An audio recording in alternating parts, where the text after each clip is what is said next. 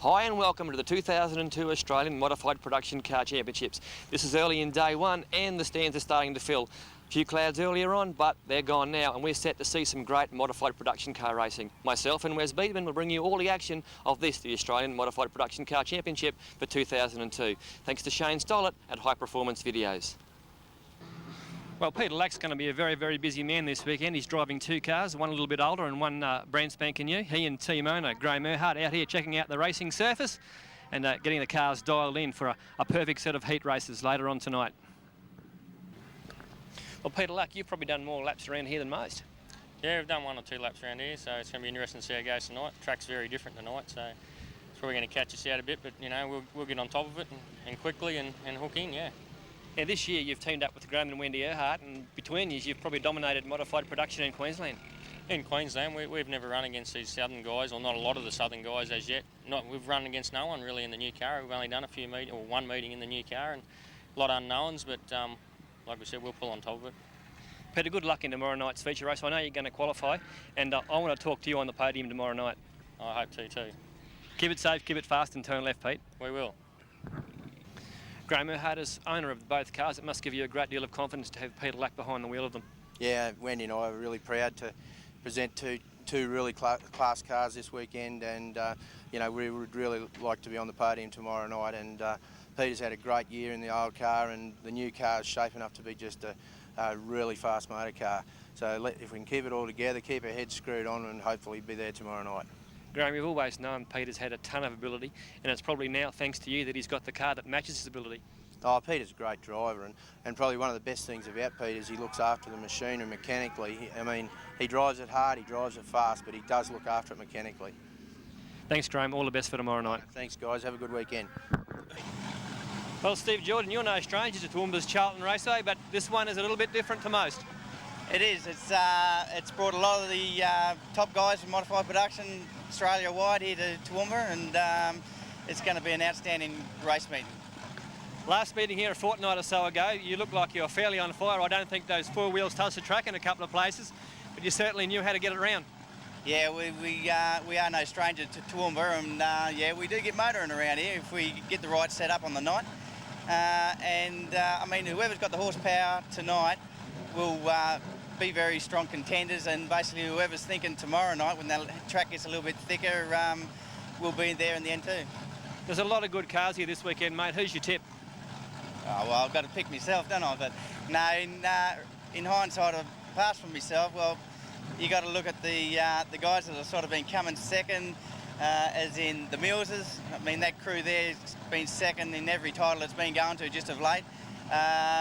You got a few guys around here with some pretty tough engines, Browns, a few of the guys, Sullivan down south, you know, like they're all strong contenders, so it's anyone's game, you know. Good luck with it, Steve. Thanks very much, eh?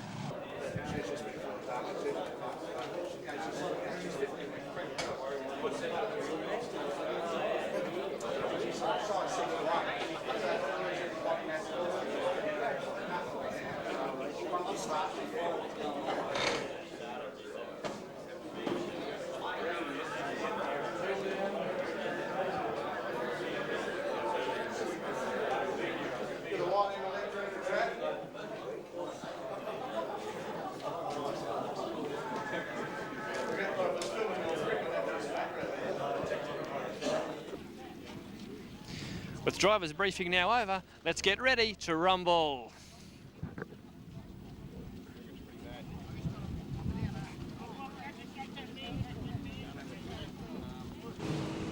Born to be wild, that's certainly what they are to be, our modified production drivers out there on their fantastic looking parade laps.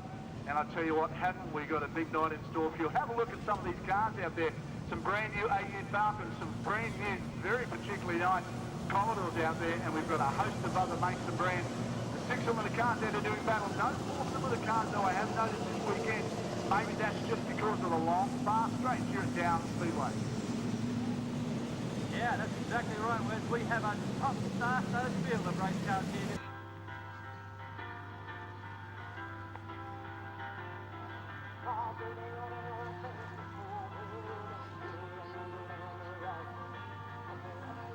Well, the first round of action here tonight, they are going to be going like a bat out of hell, and it is going to be a big field. Justin Drew, Peter Lack, Wayne Carter, Ed Pearson, Shane Skeen, Gary Pagel, Mark Pagel, Troy Brittle, Brian Leroy, Darryl White looking to come out. Great start by Lack on the outside. Down the inside him is Justin Drew. Have a look at the two Pagel cars now. Trying to find the way to the field. Ed Pearson a little bit crossed up on the back straight. Down the sloppy luck. Big target there for Brian Leroy. Brian Leroy's car heavily damaged on turn number 3. The yellow, big weight on his shoulders this weekend. Driving 2 cars. The Winthrop Seedling VX Commodore goes round the outside of Justin Drew. Third place now is, of course, Wayne Carter. And Carter tries to settle the Commodore. And have a look at Justin Drew throwing the Commodore about. She's up on 2 wheels at turn number 4. But they certainly got the Commodore sorted pretty quickly. Car number 55, the Winthrop Seedlings Commodore, has settled into a nice pace out front. Right now trying to make his way through. He's onto the back of Pagel. And Gary Pagel having all sorts of problems with the old car, 62. The Getz horse-moving VC Commodore, nowhere near as quick as the front-running V6 Commodores that are running out in front, the VS and VX Commodores. But Darren White, isn't he giving Pagel a hurry up in the John Deere engine car? White in car 58, really pushing quite hard to make the best he can out of 12 laps here. Justin Drew now settling down into the groove, trying to chase Peter Lack, who's got this car into a nice rhythm, running quite high on the track. Everybody says that's where the fast line was going to be. Up against the boards, out through turn number 2. Along the back straight they travel. Pagel's going backwards in the old Commodore. Pearson's now all over him. The Commodore does not seem to have the grip for this. What he needs is the first seat at all. Gary Pagel, ex-Australian champion, not coming to grips with the old car very well at the moment. They've really settled into a rhythm. We've got 6 laps completed so far. 12 laps is the distance. They're travelling at considerable pace so far. The cars have settled into this groove. Have a look at Lack now, trying to find the highest possible line he can and to keep that car wound right up. Troy Brittle now under attack by Gary Pagel as he tries to wind the old Commodore up. Ed Pearson's got no answer for Pagel in front as well. But our race leader now getting close to starting to lap these guys. We have 4 laps remaining. 4 laps remaining. Is on debut here at this track. The Winthrop Seedlings car going to take its first seat. It looks like it's going to. The car settling into a nice rhythm, running high on the track. Justin Drew, the Victorian car, the all-red VS Commodore. Really looking like he can hold the pace, but he's got no answer or no way of getting past him. 2 laps remaining. This has been a great opening heat. Troy Brittle knows all about Gary Pagel. They're running for 8th or 9th place at the moment, and they are really having a great battle. Pagel playing peekaboo left and right. White flag out for our race leader. He is going to get a chance at lapping this field. Pearson is going to fall into his grips here, over on the back straight between turns 3 and 4. Well, put your hands together. This is the first heat for these guys. It will be taken by Peter Lack of the Winthrop Seedlings car 55. Second place was by Justin Drew. Wayne Carter in car 82 came through to take third. And I tell you what, David, when we looked at some of the attitudes of the car and cars in their setup, very interesting to see some.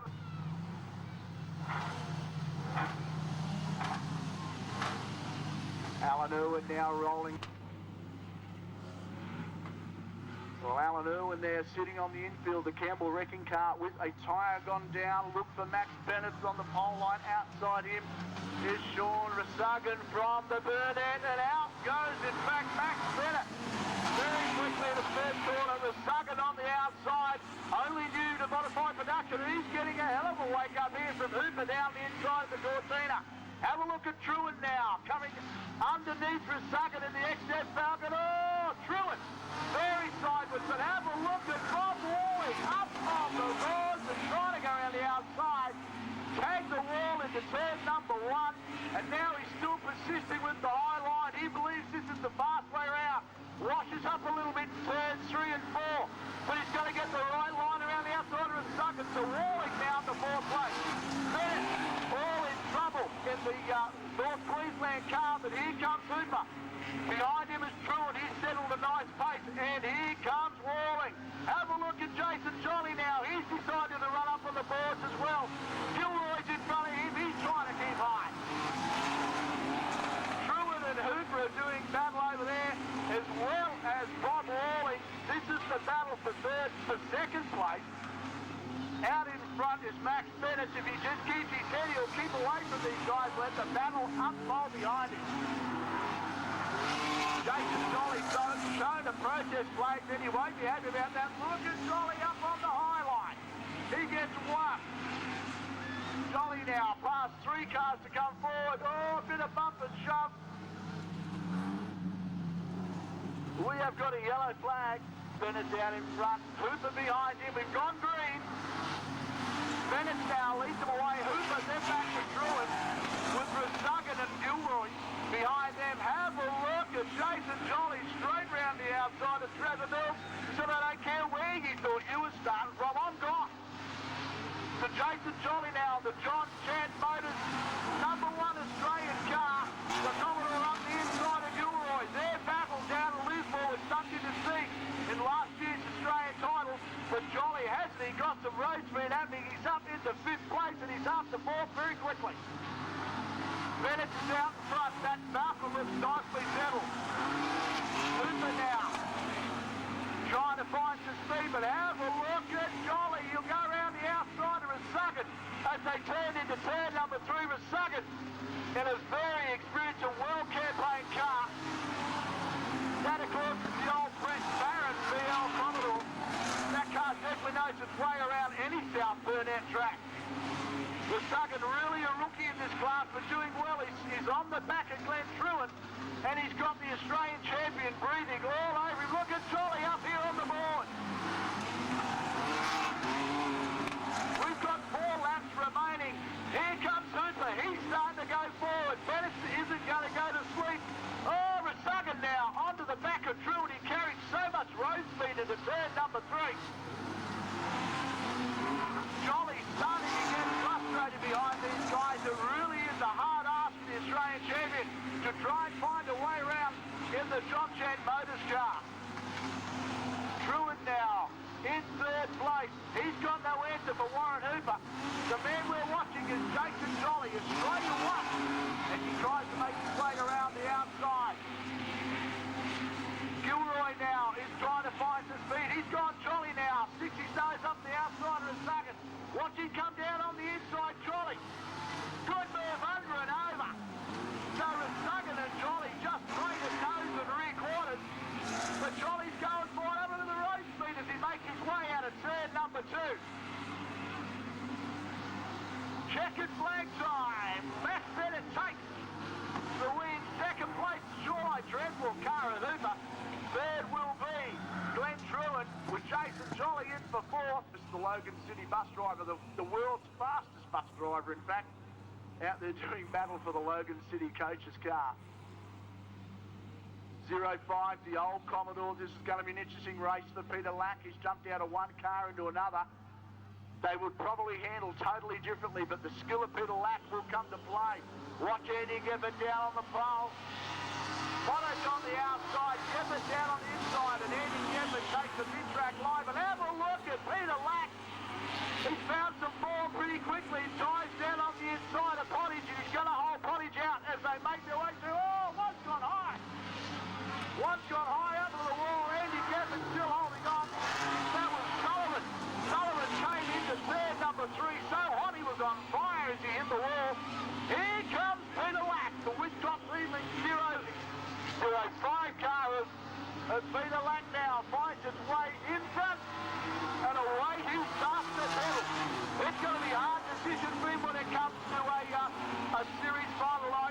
to drive one Commodore or the other? How's he going to decide? Andy Gifford now under assault. Darren Potage on the outside. Here comes Gilroy. Gilroy now tries his way up the inside of Potage, and he's on the move forward as well. Up against the wall is Lewis. That's not the place to be. Gilroy now, Miles. Gilroy sets the car up. This is a titanic struggle for second place. Andy Gifford doesn't know what to do. He's got Miles Gilroy appearing left and right. Gilroy, good drive out of turn number 4. He makes his way down the inside. Oh, Gifford caught. So he's got on the inside. Gilroy, have a look at the opportunities there. Darren Potage has made his way up to Gifford's gone from second to 4th in a matter of seconds.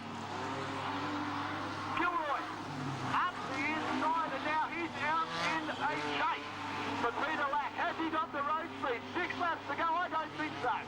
Peter Lack has cleared out, and we've got Seedling's number 05 car. The older, reliable, steady Trojan that it is. Graham O'Hara entered both cars. Same driver. Let's have 2 goes at this title. Gifford's car now starting to bowl a little smoke. I don't know what that is. It's on trailing throttle and it even puffs worse. We'll get David to check that out. Oh, Gifford's car. Gifford's car, the fire's gone out. It's not a happy car at all. Gilroy behind him. Gilroy now is in touch with Peter Lack. This is what he wanted. Can I run with the man that they've all got the money on to win this title? Miles Gilroy's asked himself that question. But have a look at Sullivan on the inside of Potage. Gilroy now very sideways. Sullivan and Potage are trading pedal for pedal. Sullivan very aggressive up into 3rd place. Now he's going to have a look at Miles Gilroy. Sullivan's going to be a car to watch this weekend. We know very little about him. But I tell you what, we're learning very quick, as did Potage. Oh, Potage give him a long tap as they come across the start-finish line. Gilroy now has got an absolute miracle of this green and yellow Commodore. 2 laps remaining. It's white flag time for Peter Lack out front. Gilroy got very outside. Here comes Sullivan up the inside. Wayne Sullivan now up in 2nd place. Miles Gilroy washes up in turn number 2. He's got a problem. He's got to hang on to it. Have a look at Sullivan now. Good road speed, but Peter Lack 2 from 2. He's so far for him. Sullivan, a great drive from the rear. Potage is the 3rd. Gilroy and help hangs on to, but very slickly the 4th. Would David go lightly? Andy Gifford now rolls across to get at least finishing points for the B&T Automotive car. And someone's lost a wheel. And that looks like Gifford's just lost that wheel right across the finish line. Well, Ashley Parkinson, your first visit to Queensland, and welcome to Toowoomba.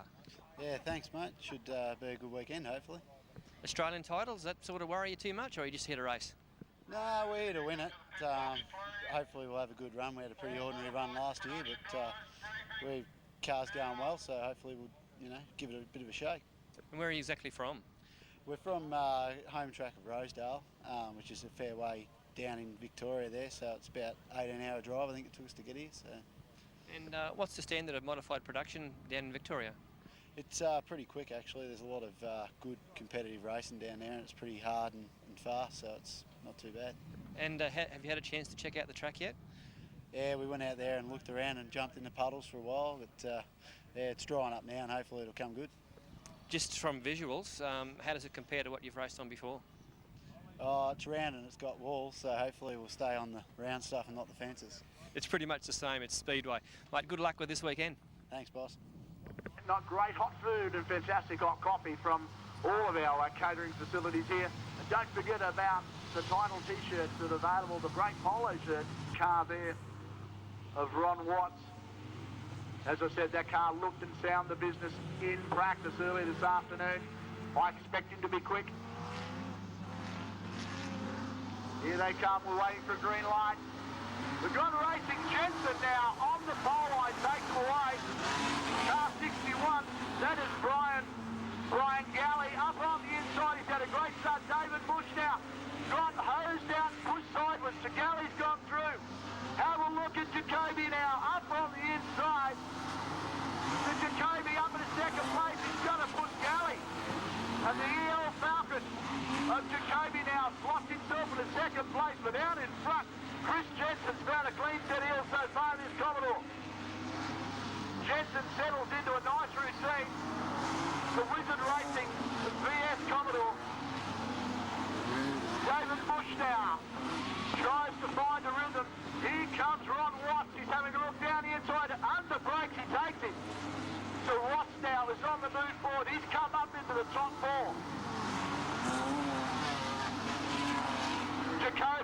in the Falcon.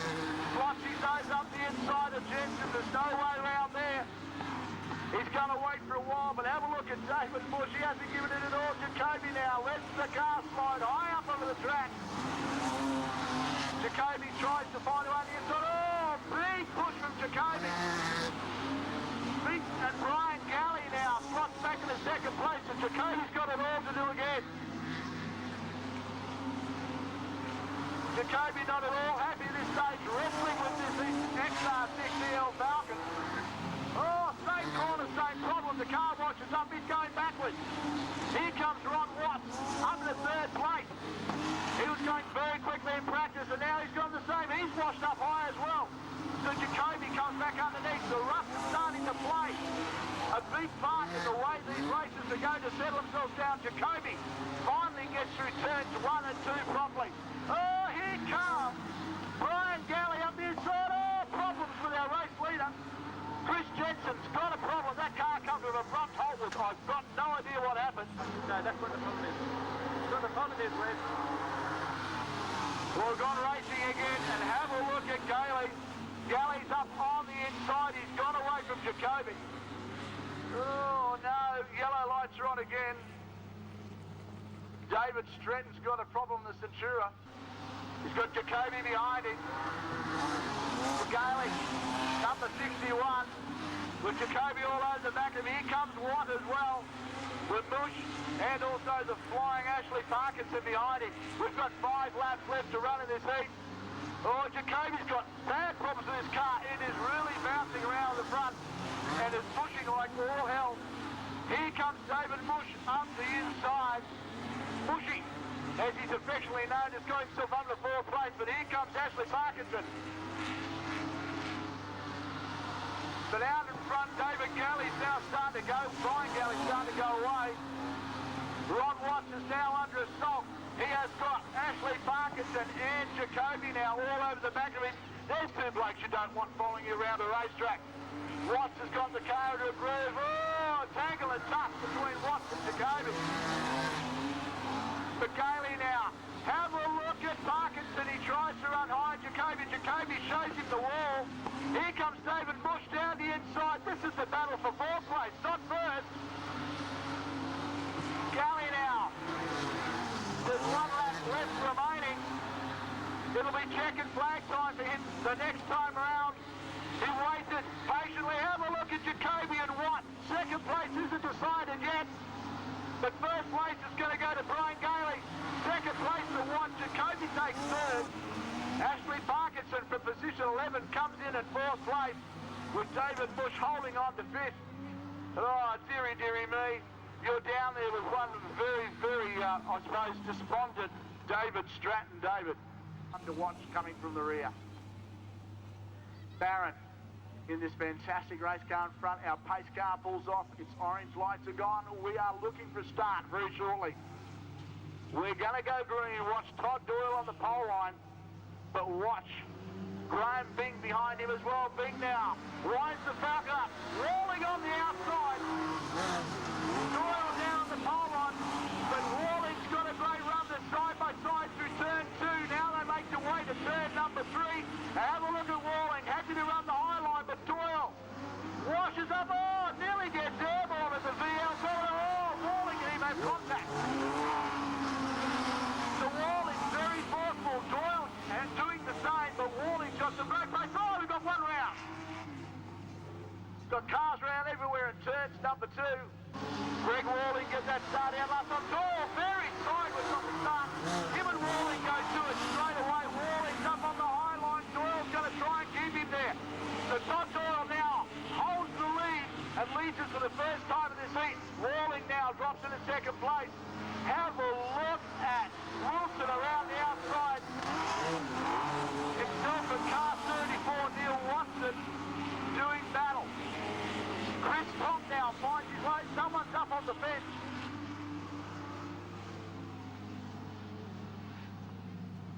Well, David, I don't know how we're going. We've tried 3 times now to get this thing started. The nerves must be really settled in these guys. Yeah, they're all For a start very shortly. Todd Doyle and Greg Rawling go to battle again. This has been entertaining so far as Barrett falls onto the infield.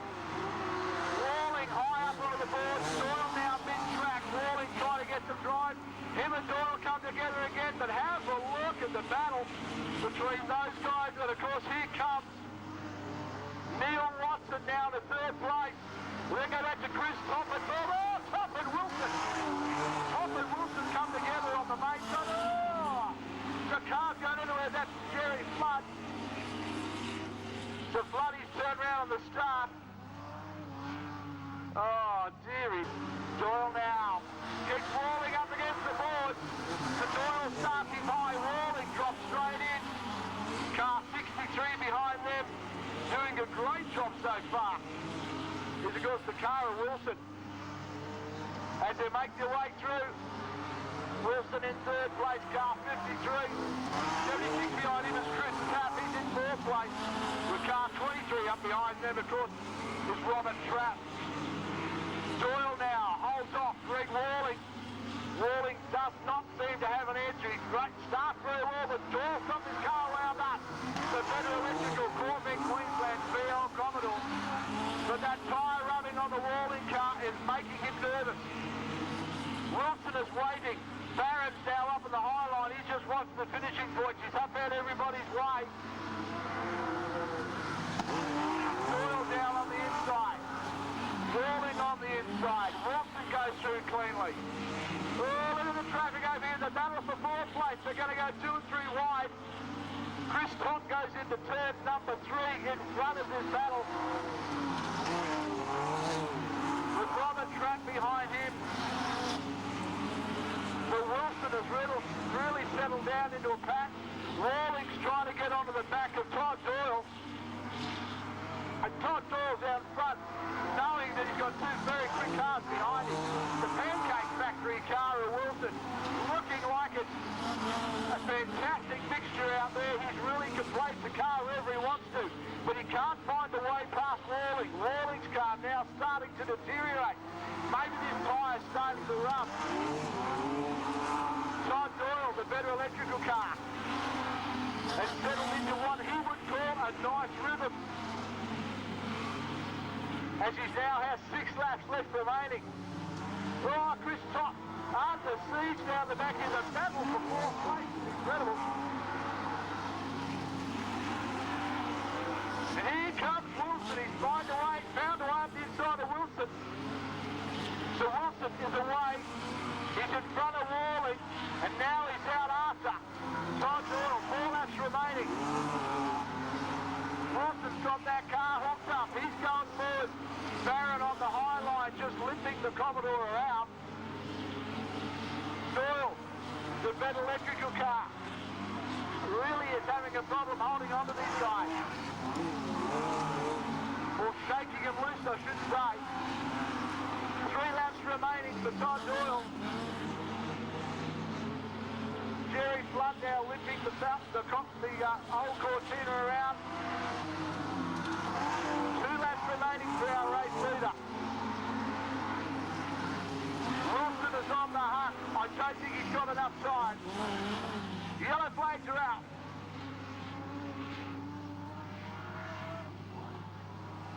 Yellow flags are out. I've got no idea. I can't see, David. You're in a better position to me. Then back to Rawling. Let's watch them start. Doyle.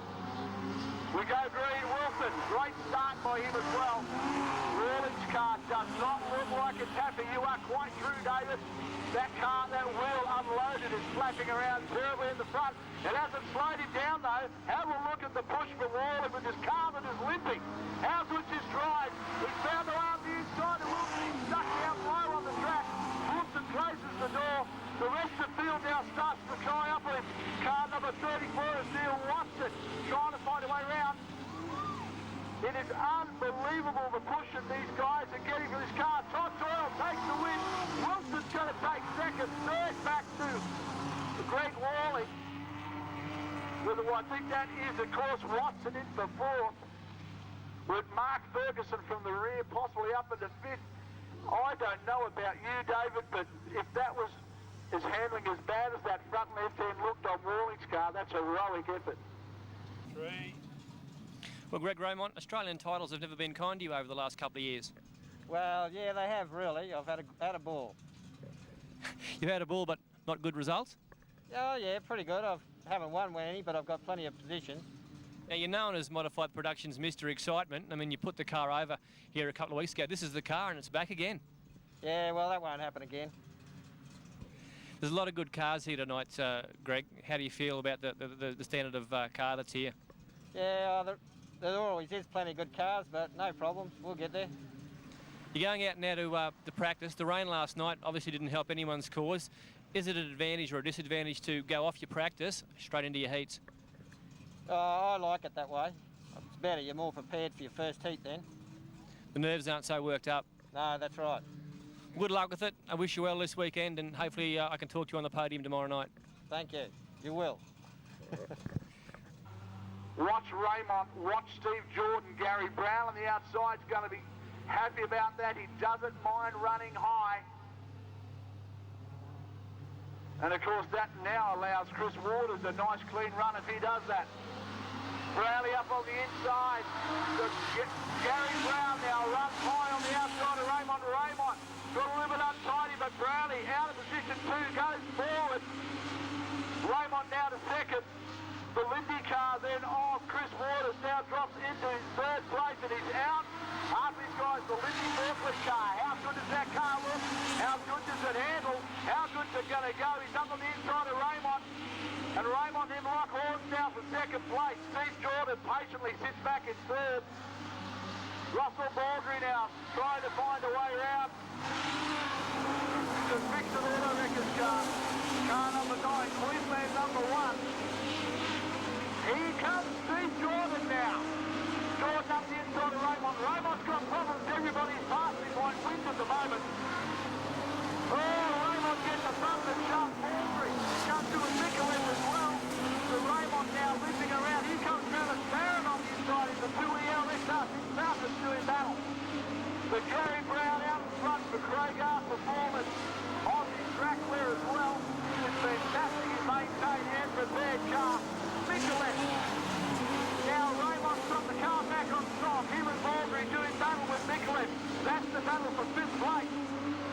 3rd is Steve Jordan.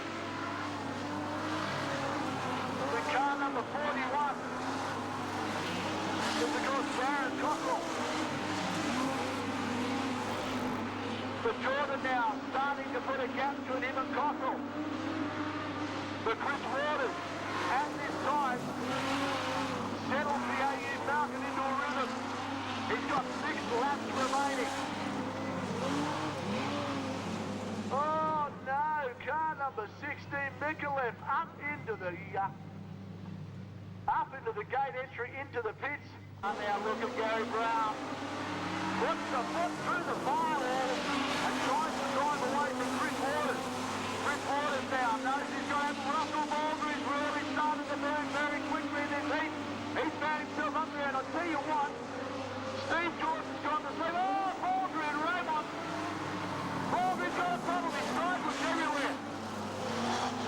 And Russell Baldry, if I'm not mistaken, is going to need a Bobcat or a front end loader to get him out of that mud. Okay, if he was the solicitor, you'd get him to go to bat for you, wouldn't you? Well done. Gets himself back in his original spot. The amber lights go off. We are going to be looking for start. Gary Brown's got to hang on for 5 laps. Chris Waters behind him. They come through. Brown now under a stop from Waters. Darren Cockrell behind him. He's a guy to watch. Waters' car is starting to trail a little bit of smoke. I don't know what that is, whether it's a rubbing tyre, but we'll all find out.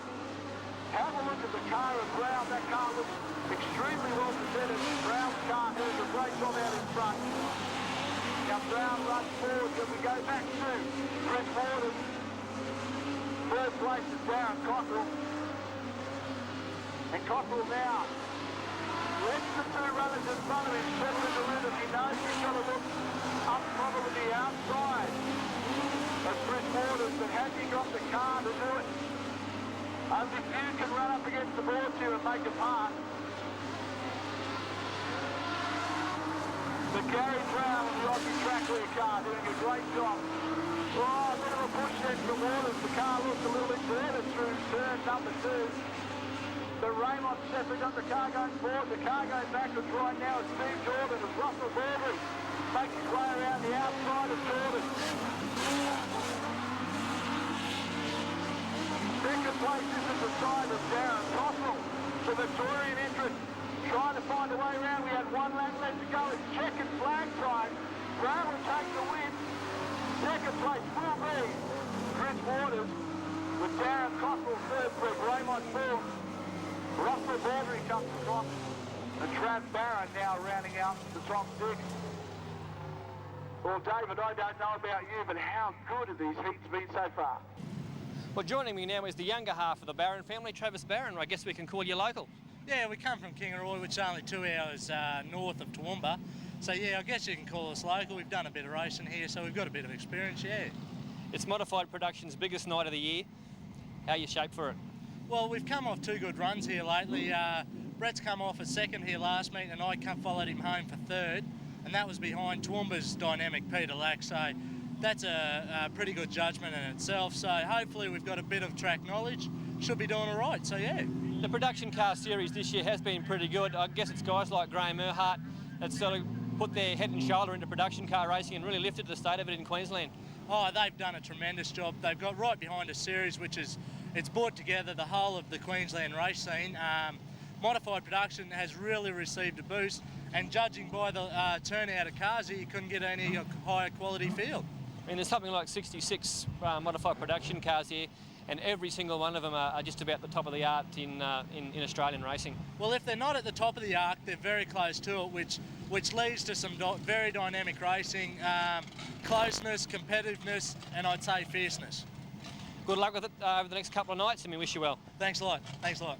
On all 6 cylinders, out of position number 5 on the inside road. Expected to come forward, Wayne Sullivan in front of him.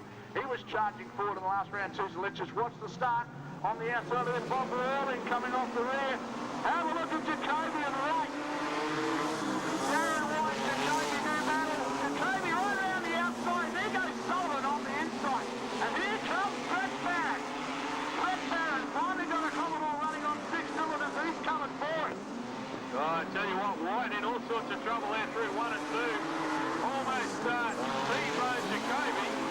But Jacoby's off and running. Look at, here comes your mate Brett Barron up through the field there. Oh, what's happened over the back there? Rears moves there. Wayne Sullivan had a big bit of contact in the middle of turn number 2. But Barron's come out of that the better, and he's out in tight. But Jacoby out in front. Barron will lead them away. Second place has come back for Peter. Third place is Peter Lack. And have a look at Peter Lack. He's come from right out the back of position 9 to be up in position 3. In the 1 of 2 cars he's driving in the night fella. He's in 2 cars and driving 2 cars all night. Barron now all over back to James.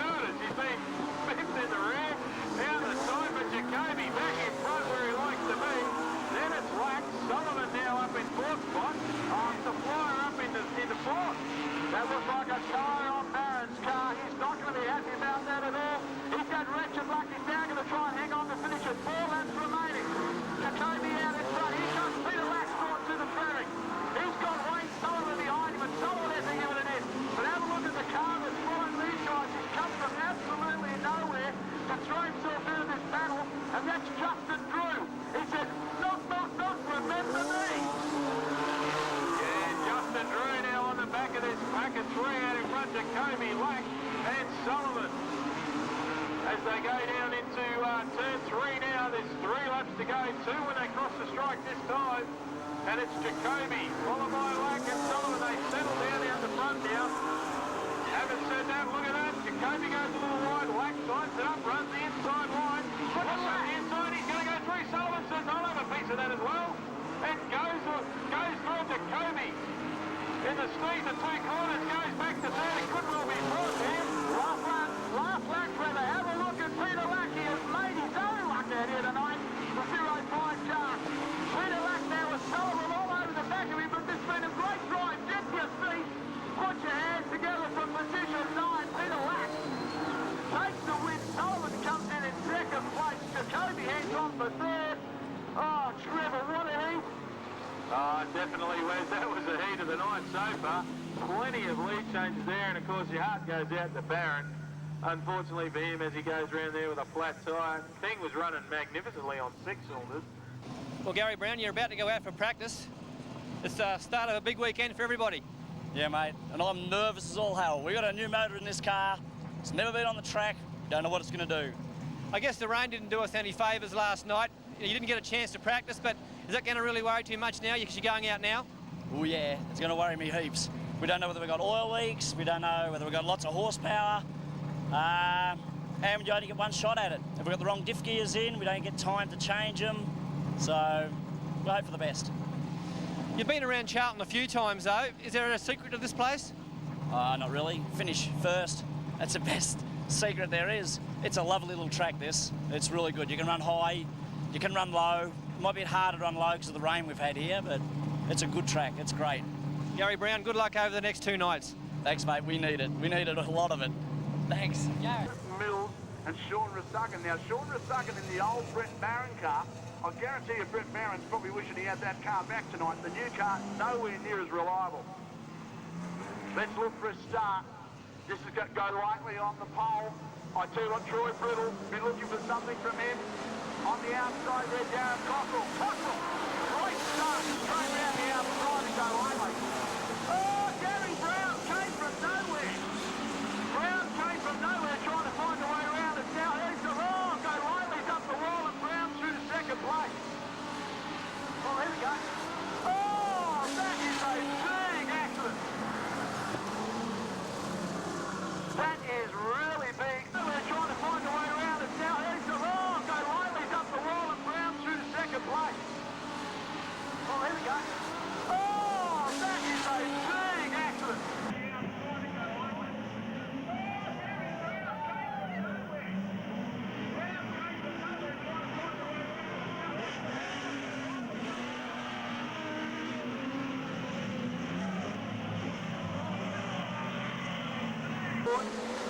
Brown now right round the outside with 41. And I tell you what, if he does this well, Darren Cockrell is going to Brownie with him, and that's exactly what happened. So Brown and Cockrell now. The Cockrell leads Brown. Third place is David Golightly. He hasn't gone forward. Oh, Brittle goes up high and gets tagged from the rear. Of course, that looks like Graham Bing. So Bing and Brittle now doing battle for 4th place. Golightly holds off third. It really doesn't look like he can go around our 1st and 2nd place drivers. David, how good is this car? Car 41 down, Cockrell look. It's definitely going great guns at the moment. We're down there, way out there in front. And Gary Brown is all over the back of him like that proverbial big suit. And let's just wait and see what Gary Brown can do. There's 10 laps left to go. But Gary Brown tries to flag him down. The 11 car though is very, very nice through turns 1 and 2. Brown on and off the throttle. Gary Brown a little bit untidy there. Down the back straight away. They go way back to 3rd spot. Let's go with the front runs at the moment. Where's Gary Brown doing an absolute outstanding job. Have a look at Jim Spires now all over the back of Troy Brittle. He's giving him a hell of a hurry up to the boot. This Southland looks a little bit loose now to control, but is this fast? As he makes his way down the inside of Brittle, no room there. We've got car 95. That's Chris Jensen trying to find a way through. Here he comes. Got some good road speed, but no action this stage. 7 laps remaining. 5 completed. Oh! Should have pushed and shoved over. Look at Graham Bing. Out in front, our race leader is still car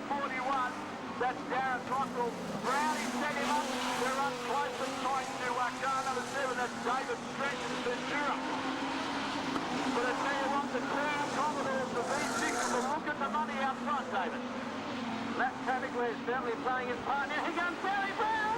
Gary Brown on the inside, front row, and Brown has got the job done with 5 to go. Right, have a sadly for Gary Brown. We've got caution on the racetrack, and I can't see the reasoning why. I can tell you what it is. There's a complete front bar sitting on the front of the track. Look like he has now. He's going to take the run. The Cockerel has caught Brown napping. Oh, the very tiny there. Oh, Brian Bing's got a problem. He's on the infield. He's taken it out of halfway. But have a look at Brown. Oh, it was car 7 with him as well. That, of course, was David Stretch. The Darren Cockerel now. Oh, the very untidy. Here comes Gary Brown. The Browns takes first place again in their seat. Have a look at that move through. Cockerel now disappointed himself. He goes, oh, here comes some dramas. The Brown with 3 laps to go. Can't believe his luck. What an opportunist. Gary Brown comes down to position 4. Now finds himself in the lead. Troy Brittle now. Oh, Jensen. Jensen and Spire still doing battle over their place on the back. Jensen's found a way past. Spire's not happy about it. 2 laps remaining. But Gary Brown, the Aussie Trackway, Craighard performance car, out in front. Then we go back to Darren Cockerel in the Glass Auto. Fantastic looking VR Commodore. Troy Brittle in 3rd place. 4th place to Jim Spires. He's closing. It's checkered flag time. Gary Brown takes another win. Darren Cockerel 2nd, 3rd will be Troy Brittle. Jim Spires comes in for 4th. Great drive by him. Brasuggan comes across, I think, 6th. Coming from the rear, that's 11th place. And I tell you what, they're really starting to let these guys know they're serious. Get this heat underway.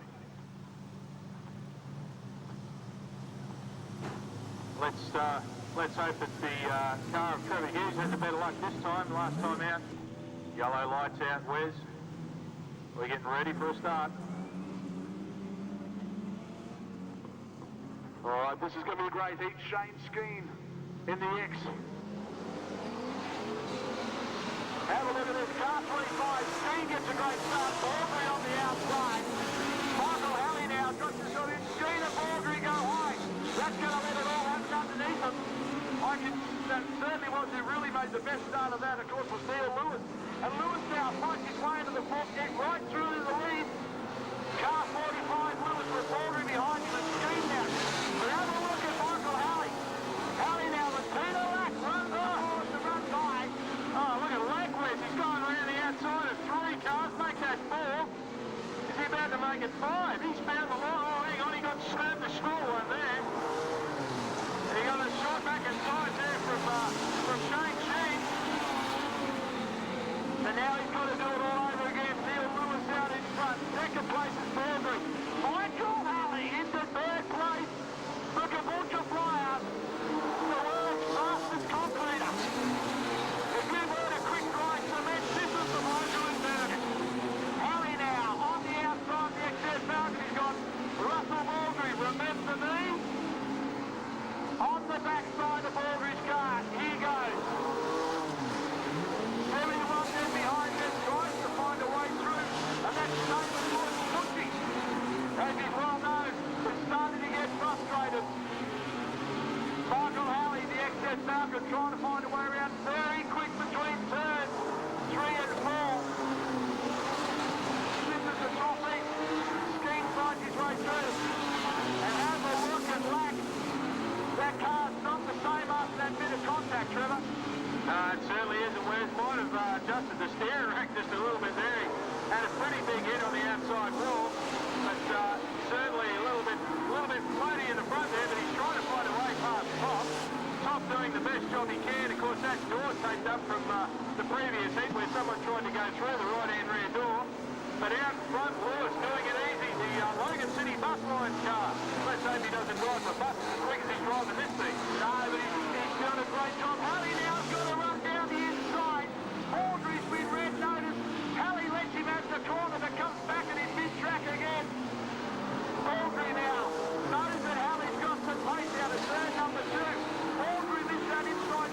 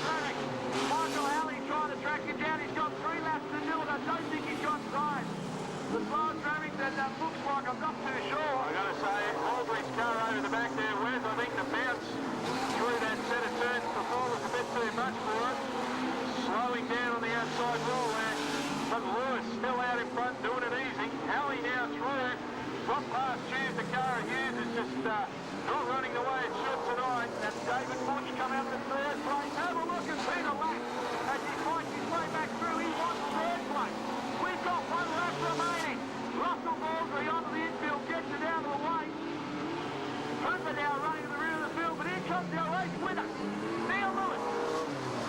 Michael Alley up to second. Third is David Moss. Oh, have a look at Peter Lack.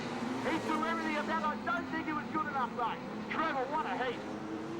Certainly was. As Baldry goes across the line to be classed as a finisher, every point is important here in the championship. And I've got to say, Wes, whoever made the springs for that car of Baldry's. 3 places from last week's chart.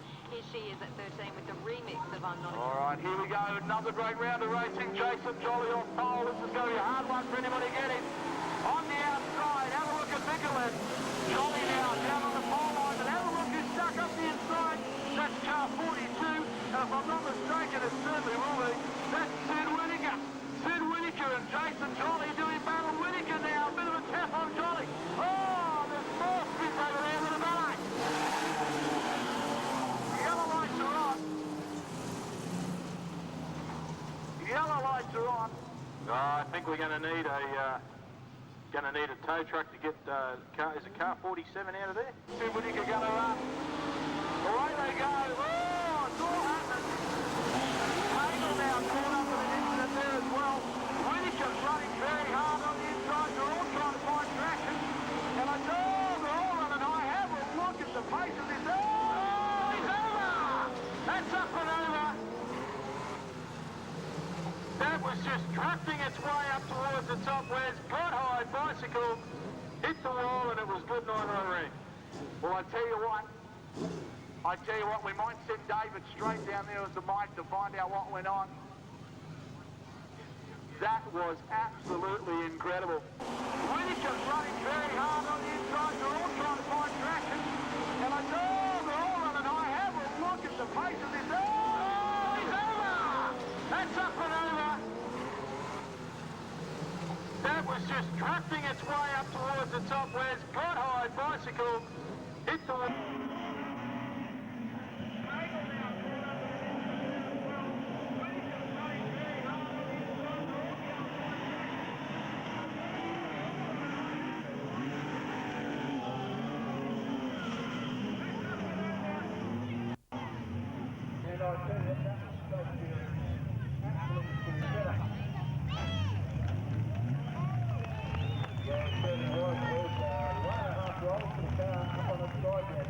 Being a Titanic start, Whittaker's shown that his car's quick. And Whittaker and Jolly start trading pace fairly early on. Sid Whittaker around the outside. He looks like he's going to get a hold of the drive out there, and Whittaker now has no answer. Jolly's car missing a little bit of fiberglass early on, but have a look at Pagel. Pagel now the John Deere car. Makes his way up to the inside. Whittaker's down second. Oh, Pagel gets it all sideways coming out of turn 2 and loses a lot of drive going forward. Jason Jolly's got the John Chance car sitting extremely confidently on the road. And our Australian champion, James on the floor. Here comes an old Australian champion, Pagel, up on the inside. And the battle between the V6 Commodores is where they go. Oh, big move down the inside, then Pagel to pose back to 4th place. But he makes his way back through, and Wilson really starting to stamp some domination. He's been quick all night, the pancake car. Todd Doyle now finds his way over the back of Walling. He's trying to find a way around the wall. He's starting to go forward. Here he comes. Wilson, and Wilson's up underneath Whittaker, and so does Pagel.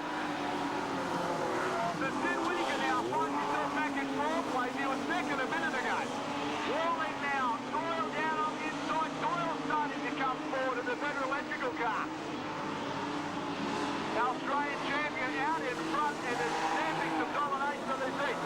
The Pancake Factory car, Wilson in second. John Deere with Mark Pagels in 3rd place. And Sid Whittaker's trying to hold on Todd Doyle. Doyle now down on the inside of Whittaker, and he's come cleanly through. And so does Walling. Now Walling up the inside. This showed interesting battle. Whittaker's got caught up with the high line, no drive there, and he's going backwards. In front, Jason Jolly. Wilson now. The Pancake Kitchen settles down. He probably knows he's got Pagel behind him.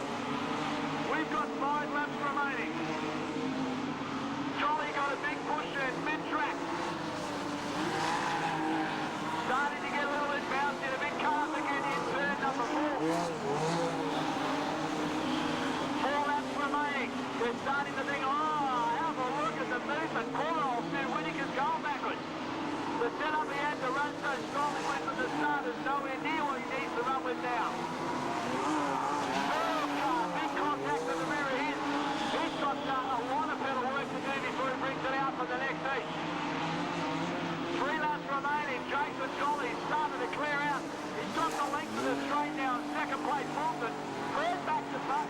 Oh, we've got a very, very unhappy V6 Commodore here. There's more smoke coming out of that than you've got on any idea. They've got the flag ready for him. The officials are going to show him it. He'd have probably no idea, maybe apart from an oil light coming on the car. But that's definitely all coming out. Last lap. Last lap. Jason Jolly wins this one. Start to finish. Second place, Rory Wilson. Third hasn't been decided yet. Here we go. Pagel takes it from Doyle. Then we go back to Warwick. That was a great effort. Really, really was. And how lucky was that going to be? He tell you what, Pagel just hung on to the last. How much smoke was starting to come out of that car, David? Well, Chris Waters, you're looking nice and comfortable there in the office. Yeah, about ready to go to work. Chris, you're from Mildura in Victoria. It's a long way to come. Yeah, about nearly 2,000 kilometres for us. And have you had a chance to check out the track yet? I've walked it, that's about all so far. That rain last night didn't do us any favours. It's didn't enable much practice time at all.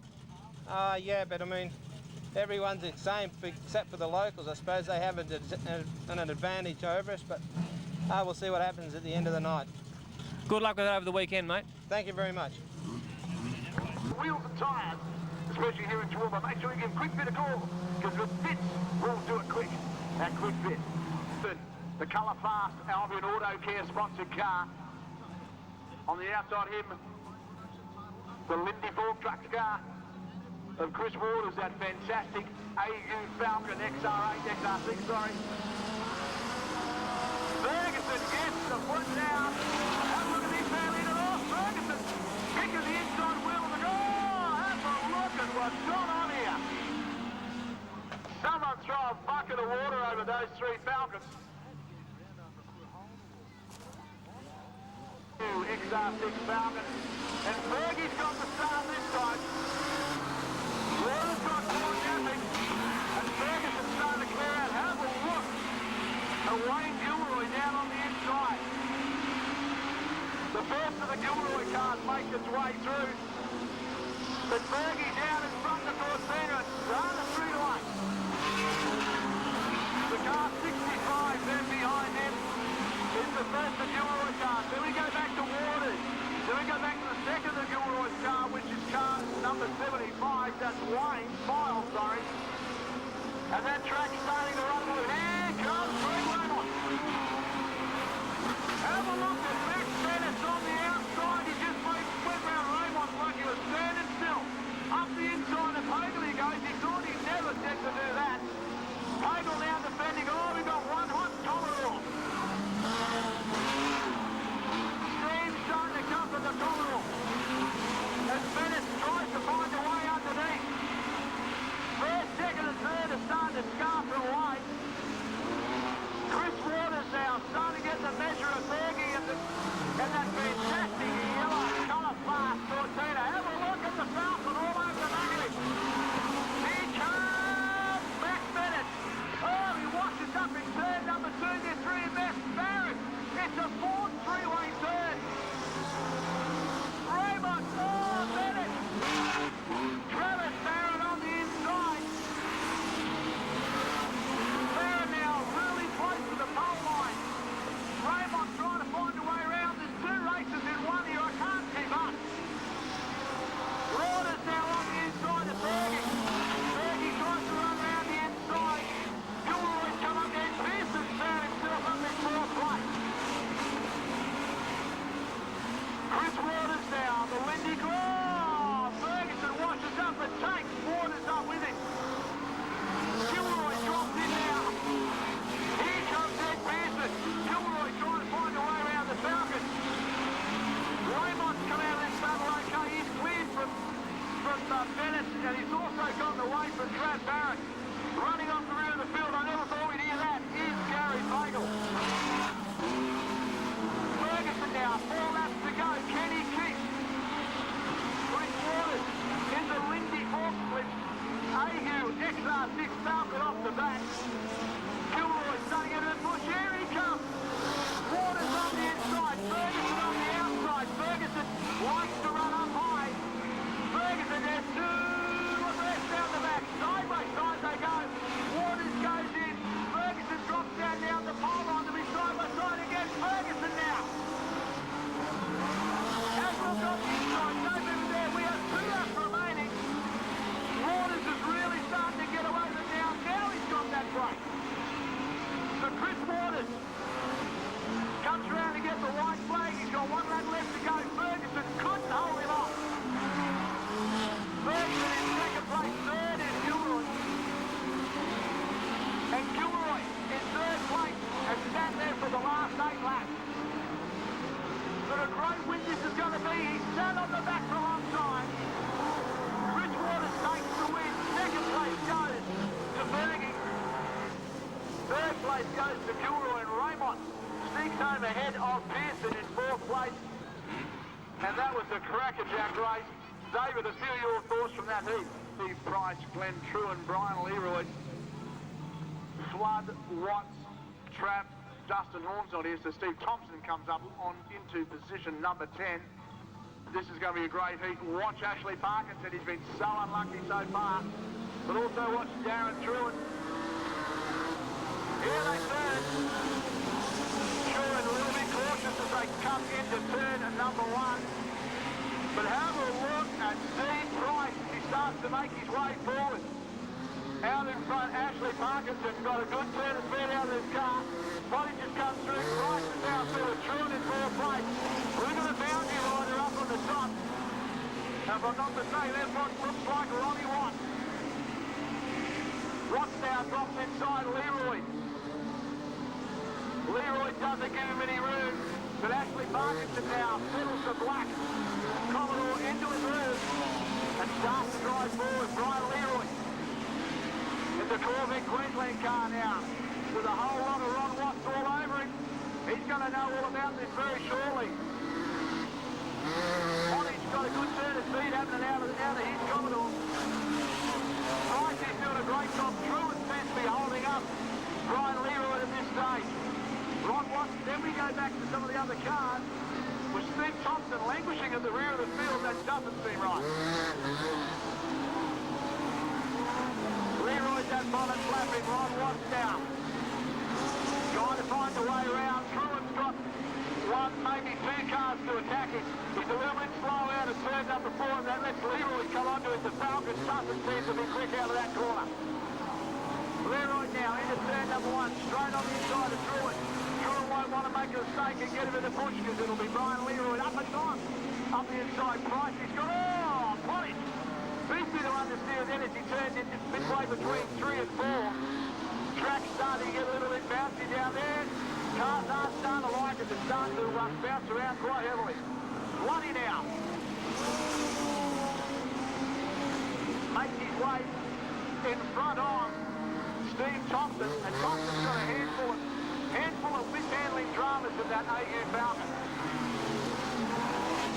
Have a look at Trewin. He's got him coming at him from everywhere. If he can make that car 15 foot wider, he would. The Caboolture Flyer's got everybody at him. He's got Price on the outside. He's now got, that looks like it was. Watts has gone down inside Ronnie Watts. Here comes Brian Leroy. So Trewin now up into 3rd place. So Ronnie Watts has said, I'll have a video too. So Ron Watts has got past Brian Leroy. Here comes Ron Watts. He found a line up on the inside of Trewin but couldn't get the power down. 3 laps remaining. Our race lead around the front is Ashley Parkinson. And Parkinson's got this car absolutely in the groove.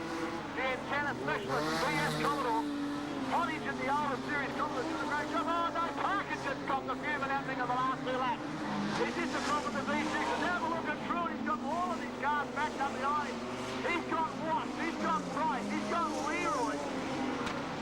And he's got Russ as well.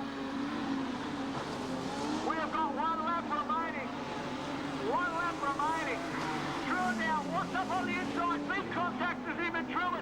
race. He tries to force his way through. Here comes our race leader and not in the initial time. Ashley Parkinson takes a potty goes in for second. The race isn't over. Have a look at Brian Leroy and Watt. Trading mate Truett hangs on. Truett hangs on. Watts comes in for the place behind him. And I don't know whether you saw that right near the end, David, but if Glenn Truett could have added 6 foot to either side of his car, he would have loved it. Well, Jason Jolly, you are the defending Australian Modified Production Champion. How much pressure's that got on you right now? Oh, mate, that's the thing. You come here, you know, you're not chasing it now, you're defending it, and that's the worst part about it. But car's been going pretty good. We've had a few letdowns through the season, but hopefully we've got it all sorted out to try to defend it this weekend. Is it harder to chase it or defend it? Mate, it's harder to defend it now because you can only go home. You can go home winning it or go home without it on there. Either way, it's going to be one hell of a feature race tomorrow night. Who's your pick other than yourself? Mate, everyone. No one, as I said to Wes last year at Lismore, everyone's a threat. There's no one I think you could narrow out to it, but you just got to run it, do your best you can, your heats, try to qualify off the front. You're going out pretty much straight away now to do your first practice session. Last night it rained on us and we couldn't practice. Has that put any added pressure on yourself and the drivers knowing that you've got to go from practice straight into your heats? Yeah, last night would have been good for everyone, just not good for us. So you can just we've run here before, but you get a bit of a feel off the track. If you want to change some stuff today, you can. And just, you know, but obviously you haven't got much time if you want to change stuff. So just go out and have a run, see what happens. Jason, good luck with it over this weekend. It's the biggest one of the year for you guys, and I wish you well. Thank you very much, mate. Thank you. And of course, David, you know, this event being brought to us by that pace car that's out there in front. Australian Modified Production Champion in his own right, and of course Chris Burns, plumbing and gas fitting, Supertune, Autoland and McGrath Toyota. All right, on to the car. Have a look at Greg Raymond trying to find a way through there. It's all happening for him at this stage. Spalding's trying to find a way, and he's been overcome by on the outside. Garner Bassett. Trevor Mills now washes up a bit high. Have a look who's stacked through the centre. Car number 17. That's Justin Drew. He's been really a force, but really has had a couple of unlucky runs. Come from the rear in one heat tonight and come through to second or third place. But Justin Drew now out in front and has got a clean set heel to start to drive away from Mills at number 10. Greg Brown, have a look at Brownie now up on the inside. Gary Brown. Oh, big hit into the wall. Sid Whittaker. Sid Whittaker up there. Ron Spalding, the birthday boy, I think that's his car as well. He is really trying hard tonight. That's that guy in the Croy Auto car, the Croy Auto Wreckers car, car number 29, the old Falcon. Arthur Whedon would like that, I'm sure. Justin Drew now leads in the way. Watch for Mills to try and get a better start. Drew gets the best. Have a look at Brownie. Brownie straight over the back of Mills' car. And Raymond, I don't know what happened then, went straight back to the rear. We've got in this race Chris Waters and the AU Falcon. He's starting to come through now as well. Sid Whittaker in the Sunshine Chip car. His car doesn't like the highline and he can't get down. A lot of the cars are starting to trail a bit of smoke. It's starting to be a hard weekend. They're revving quite high out there. But Justin Drew out in front.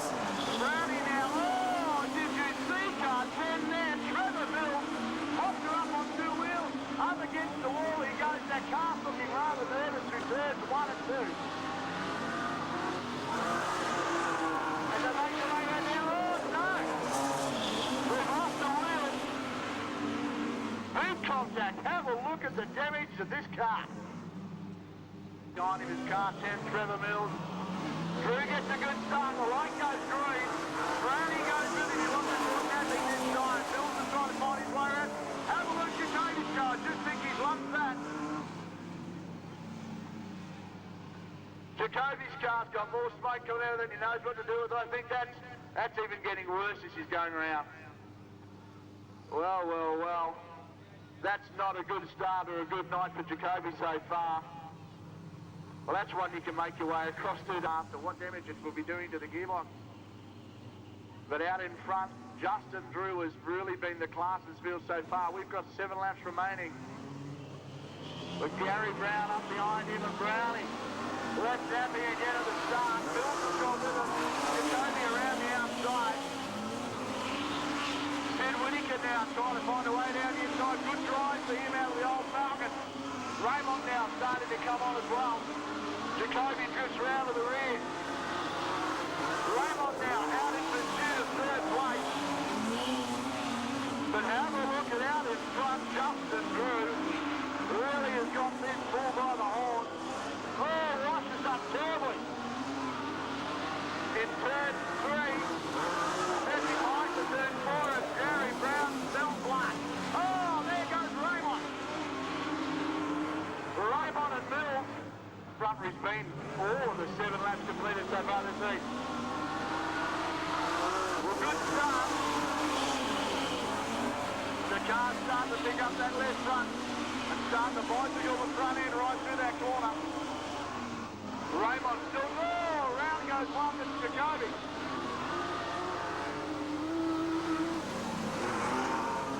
So Jacoby's turned around. So he's a very, very versatile race car driver. And like you say, you're just there waiting on that opportunity.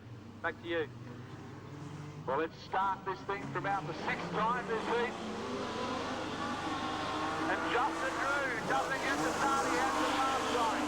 Have a look at Greg Raymond, Gary Brown, they mean business. Mills up the inside of Whittaker. This is going to be interesting, turn number 3. Well, here they go. Raymond now starting to find some well. He's given Brownie a bit of a touch-up. Brownie now recovers. Here comes Mills back on the inside of Raymond. He says, remember me.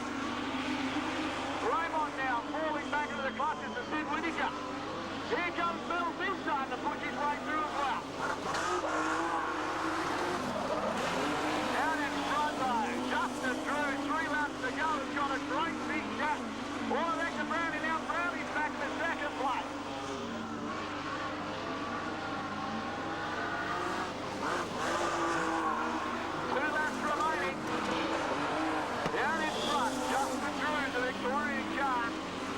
Gary Brown, Queensland number 2. Mills now, a little bit of push, drag himself up onto the wall.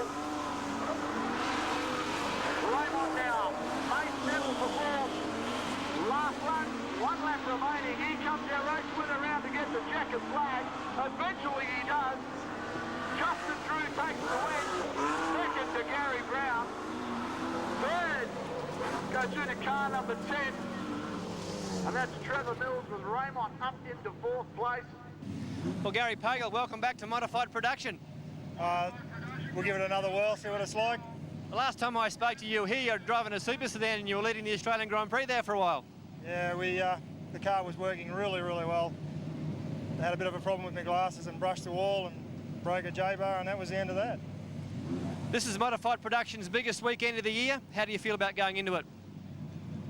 Well, if I had, it all depends on what happens with the racetrack. If it goes slick, it'll suit this car. If it doesn't, I'll be struggling, but we'll give it a go. Gary, good luck over the next couple of nights, and it'll be lovely to see you make that final tomorrow night. Yeah, we just got to stay out of trouble a bit, and hopefully we'll be up there. Troy Brittle's actually got a bit of fiberglass on the back of there already. Great to see that car back. The guys must have worked pretty hard to repair half of that panel. Up they come. Lights off the pace car, the quick fit pace car, of course.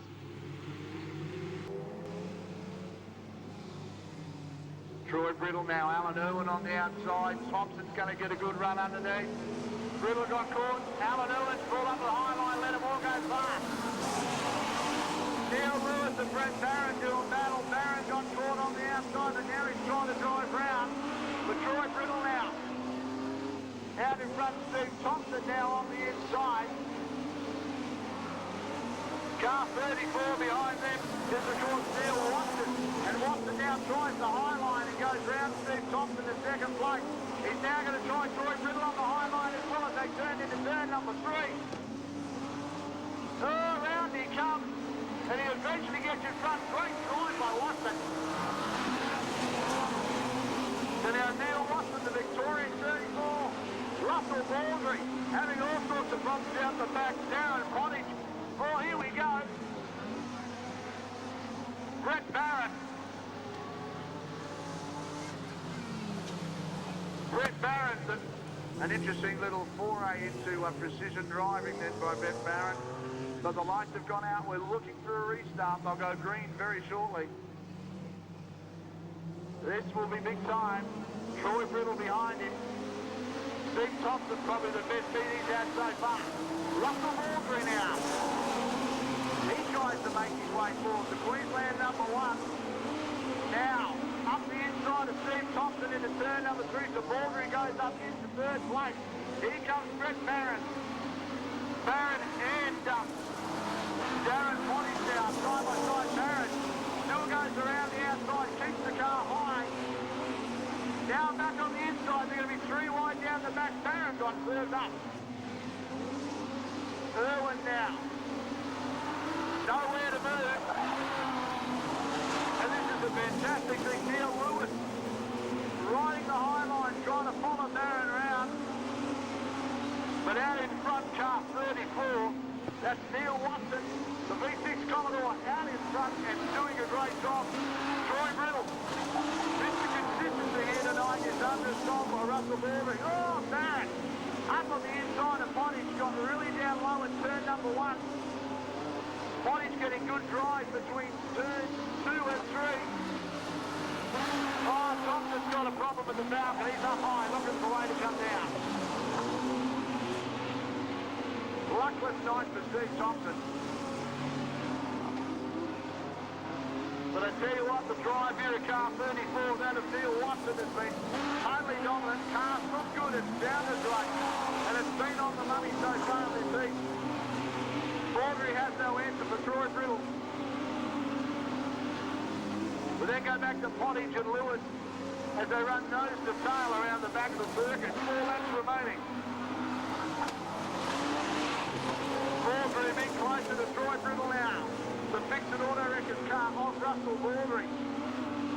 Trying to find its way up on the inside. He's now closer to the back of Troy Brittle, waiting for a mistake.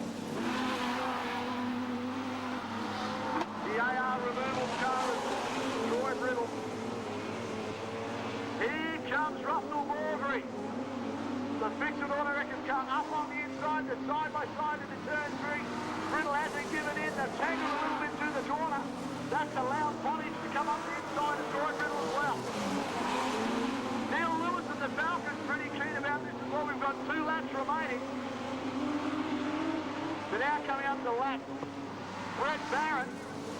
But our race leaders should be given 1 more lap to do. Baldry now in 2nd place. Troy Brittle in 3rd. Pottage in 4th. Lewis now trying to get a run on Pottage. Is he going to have room down the bottom? They all throw it into the bottom corner. Have a look at this, Troy Brittle. Troy Brittle's going to have to hold on desperately. I think Pottage is going to get him. Pottage got him. Brittle into the place behind, and Lewis nearly come away with it all in front of him.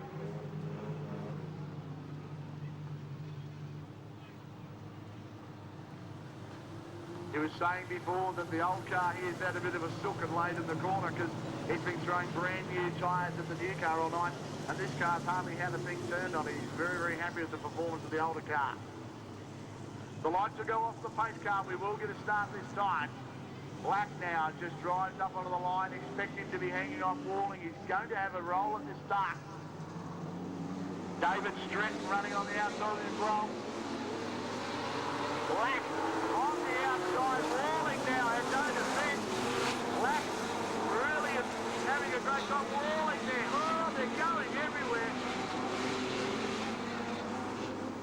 Really, that start was not real good for some. Apart from Peter Lack. Michael Halley's got a flat right rear. He's got problems. He's got a very bad handling car. He'll know that tyre's flat. But out in front is Peter Lack. He's had a great night so far. Bob Walling is 2nd. That does look like behind him. Walling's got a problem as well. The Walling's starting to pull it up high. Car 59 comes fast.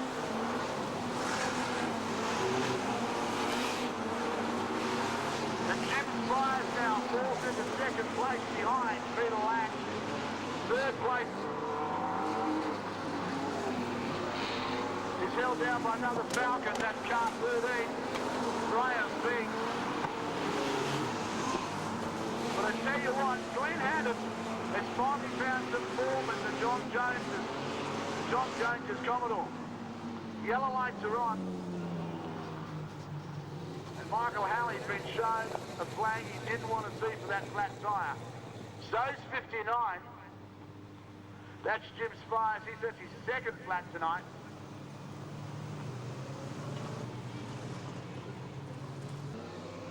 Bing now trying to get in contact with him. Down he goes, car 05. Peter Lack.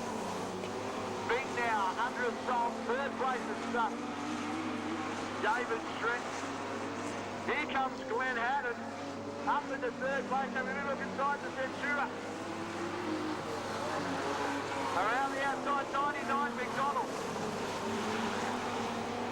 Glenn Haddon now really starting to throw the Commodore around. Can't match him for speed in a straight line. Car handling quite well, but not the horsepower. 6 laps remaining, halfway distance. Haddon now around the outside of McDonald. McDonald keeps him behind. Haddon's going to keep on the outside. This is a great drive by the rookie driver from Sandgate. On the outside of the V6 Commodore. Now he comes back on the inside. To Haddon now, McDonald having a great battle. This is a battle for fourth place.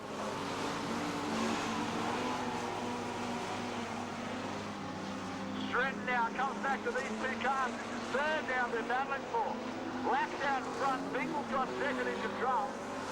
And Haddon's trying to find a way around McDonald. McDonald's trying to get past Stratton. 4 laps remaining. Trent now, that Centura's not a happy car. Here comes Glenn Haddon on the inside again of McDonald. He's up inside McDonald now. Stratton's going to hold him up. They're going to tag up the back. Only way around this Centura's around the outside, Glenn, if he tries to find a way underneath, over the top. Anyway, past the can. McDonald now into third place. Glenn Haddon now trying to find a way around the outside. That's the widest Centura you've ever seen. Haddon now really lacking the horsepower to go to the outside. He's just trying to wind it up. One more lap to go. Peter Lack's going to win another one, it looks like, in the old car. The old faithful Woodcock Seedling 05 car takes another win. With Graham Bing in for second. Third will be McDonald. And Haddon tries desperately to get in front of David Stratton. Halley rolls across the point. He's just had a luckless night. And don't discount Ron Watts off the front line. Wayne Gilroy been very fast all night as well. This is going to be a good heat. Bergie's on the second row, inside right. Inside left, sorry, he's going to be a happy boy as well. The colour fast Albert Auto Care car. As they make their way around Bergie now. Tries to fire around the outside, Ron Watts. He hasn't given it up. Here comes Bergie up on the inside. So Bergie for colour fast and also Albert Auto Care doing a great job. Oh, a bit of push and shove happening here. Here we go.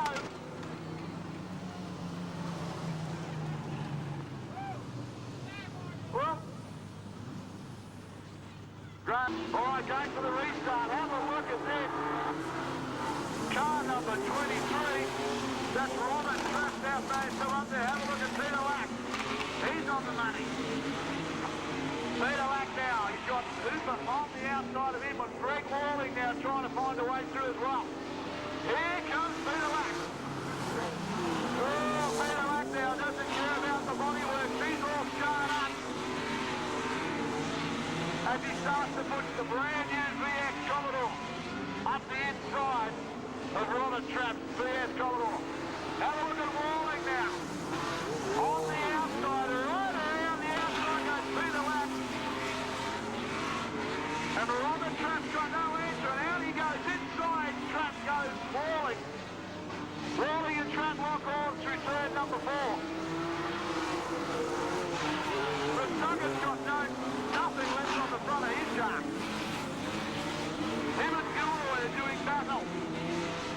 the back is Steve Price, lifting around. He's going to be a boundary rider for this event, staying up high out of everybody's way. 8 laps remaining. Peter Lack now finally gets the VX coming around in front and starts turning some seriously fast laps. Second place is Warwick. This has been his best run so far. Third is the car at Strat. Fourth is Gilroy with Sagan come through with him. And Price lifting around on the boundary. 7 laps remaining. I've called this name far too many times in the lead tonight.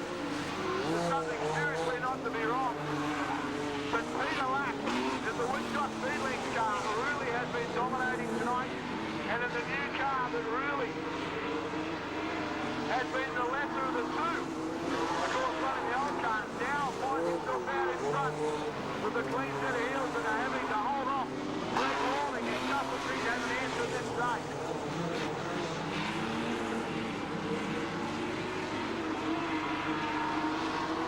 Gilroy now sizing up the car of Greg Rawling.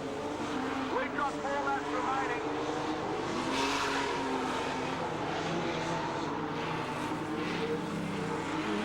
This is a very interesting race. Car number 23, Robert Trapp, finds himself trying to pull Greg Rawling back, but doesn't seem to have the answer. 3 laps remaining. Our race leader coming up to start lapping cars. He's up on the Price now, straight on the inside, turn number 2 he goes. He's coming up with a Warren Hoover. He won't offer any resistance as well. 1 lap remaining. Peter Lack trying to find a way with Warren Hoover. Moves to the Shoreline Transport car, Lack straight down the inside. Put your hands together for him. Peter Lack takes the win in car 5-5. Second place went to Greg Rawling. Third to Robert Trapp. And I tell you what, David, finally a good run for car 55, Peter Lack. And now that it's got a bit of fiberglass from White, Jason Jolly, Trevor Hughes, Glenn Truen and Ed Pearson. This is going to be a good heat. Watch for Jason Jolly. Wilson gets a good start as a Pancake Kitchen car. On the outside. Goes Chris Stock now back on the inside. Wilson has to defend. Have a look at, oh, we've got one washed up there that looks like Jerry Flood. The one car 61 comes through. And that's Brian Galley. He really started to throw the VL Commodore out. Here comes Jason Jolly, our reigning Australian champion, the John Chan Motors. The Lismore Flyer, Sullivan now up on the inside of car number 76, of course, is Chris Stock. But Jolly now up on the inside, he's going to grab 1, he's going to grab 2, he's been a good move. He's down to 3rd place, we're fighting for it at least. But Top hasn't given in at this stage. Jolly settles back for 4th. On the outside, running high is Brian Galley. But out in front, Wilson is really starting to show everyone a very clean set of heels. Sullivan got that car hooked up quite nicely. But Top is doing everything he can to defend against Jason Jolly. David Bush now finds himself out in front of Brian Galley and on the... Oh, Galley! Up against the wall in third, number 3. Looked like something failed. Just looks like that failed slightly then. The car just seemed to go all understeering right mid-corner. Fair to push it through its head up. He may have peeled the tyre before he hit the wall. Yeah, that's possible, mate. The front end of that car. Good start. Wilson now still leads him away. Sullivan up on his back. He's finally got a good start. The green and yellow Commodore.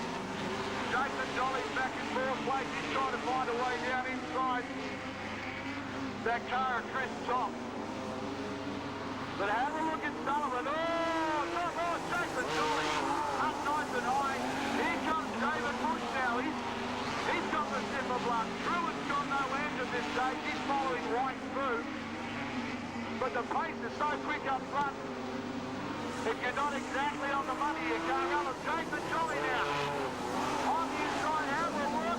Wilson and Sullivan do a battle. This is playing its hand in a two battles there. First and second and third and fourth. Oh, have a look at White down the inside of the Bushy. Great move there by White up to fifth place. Jolly now tries his hand down the inside. Sullivan can't find a way around Wilson. This is a great beat. Jason Jolly out in fourth place there and really has no answer for the three cars in front of him. Sullivan trying everything he can to get around. We have 3 laps remaining. 3 laps remaining and these guys think it's a sprint race. Jolly now. No, let's have a look at Darren White up on the Australian champion. Car 58, Darren White says, I don't care with the Australian champion, you're in my way. 2 laps remaining. Wilson's gone into defence mode. Sullivan now trying to burrow his way underneath the Pancake Kitchen car. On the outside he goes. Watch the switch back on the inside. Good move there by Sullivan. They're side by side in the turn number 3. And I tell you what, it's going to go down to the flag. They're up alongside each other. There's running. I don't know. Wilson will take it. Sullivan gets second. I think we did set out Chris top there, but you could have thrown a blanket over Darren White and Jason Jolly. Car driver to talk to us, and this one just counts a bit. Said, I want to talk to you. When I asked him why, I let him explain. Oh, I heard him saying before, no one will talk to him, so I'll be hold that against you. Congratulations, a great win, and we look forward to some more great racing from you tomorrow night. All right, thanks very much. Back to you, Wes. Fantastic. Thank you very much, Mr. Anthony Wilson. All right, Travis Barron. On the inside, on the outside of him is Brian Leroy. Have a look at John Doyle.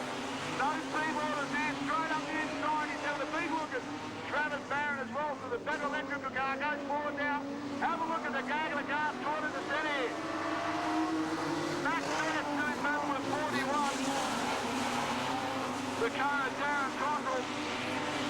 And now Brian Leroy's up inside of Travis Barron as well. Here comes Ashley Parkinson. Oh, Barry up against the wall very hard. Something's broken to the front of Barron's car. He's trying to get it down off the wall, but it's not having a bar of it. We're waiting for the rest of the field to come around. Have a look at the commotion going on. Oh, here we go. Cockrell in the 12-inch Queensland car there. And Brian Leroy coming into battle. Max Bennett now up the inside as well. Barrett's got his car down off the wall. But Leroy, Todd Doyle leads them away. Then we go back to Ashley Parkinson. Parkinson back to Brian Leroy, Max Bennett. Then we go back to, it looks like Go Riley's out, having a big move up the inside. He has. Go Riley's trying to get himself off the wooden spoon up the inside of Chris Jensen. So Go Riley now on the inside of Jensen, the Commodore doing battle for last place. Mark Pagel, very unusual, team running in the rear of the field. Bernie Drainey's car, a really competitive car, but the quality of the car is front is no good tonight. Todd Doyle now, half race distance, 6 laps to go. The better electrical Corvette Queensland car, doing battle against the antenna services car of Ashley Parkinson. Corvette Queensland second car, Brian Leroy. Now it's absolutely under siege. Have a look at that pass of maneuver. Just sheer road speed if you come up the inside. That's car 41, which is Darren Cockrell. Mark Pagel, no end to this stage, has got himself in front of Max Bennett. And now it's after Brian Leroy. First place goes through, 3 laps to go. Here comes Mark Fagle, if he can put this thing in the top 20, he's got that much experience in feature race running. He really is a chance of the title. Bennett's got problems over turn number 2. The fire's gone out of Jensen's car. Cockrell's car, the big heavy to the right-hand rear door. Last lap time for our race leader, she comes around now. But Ashley Parkinson's started to close the gap.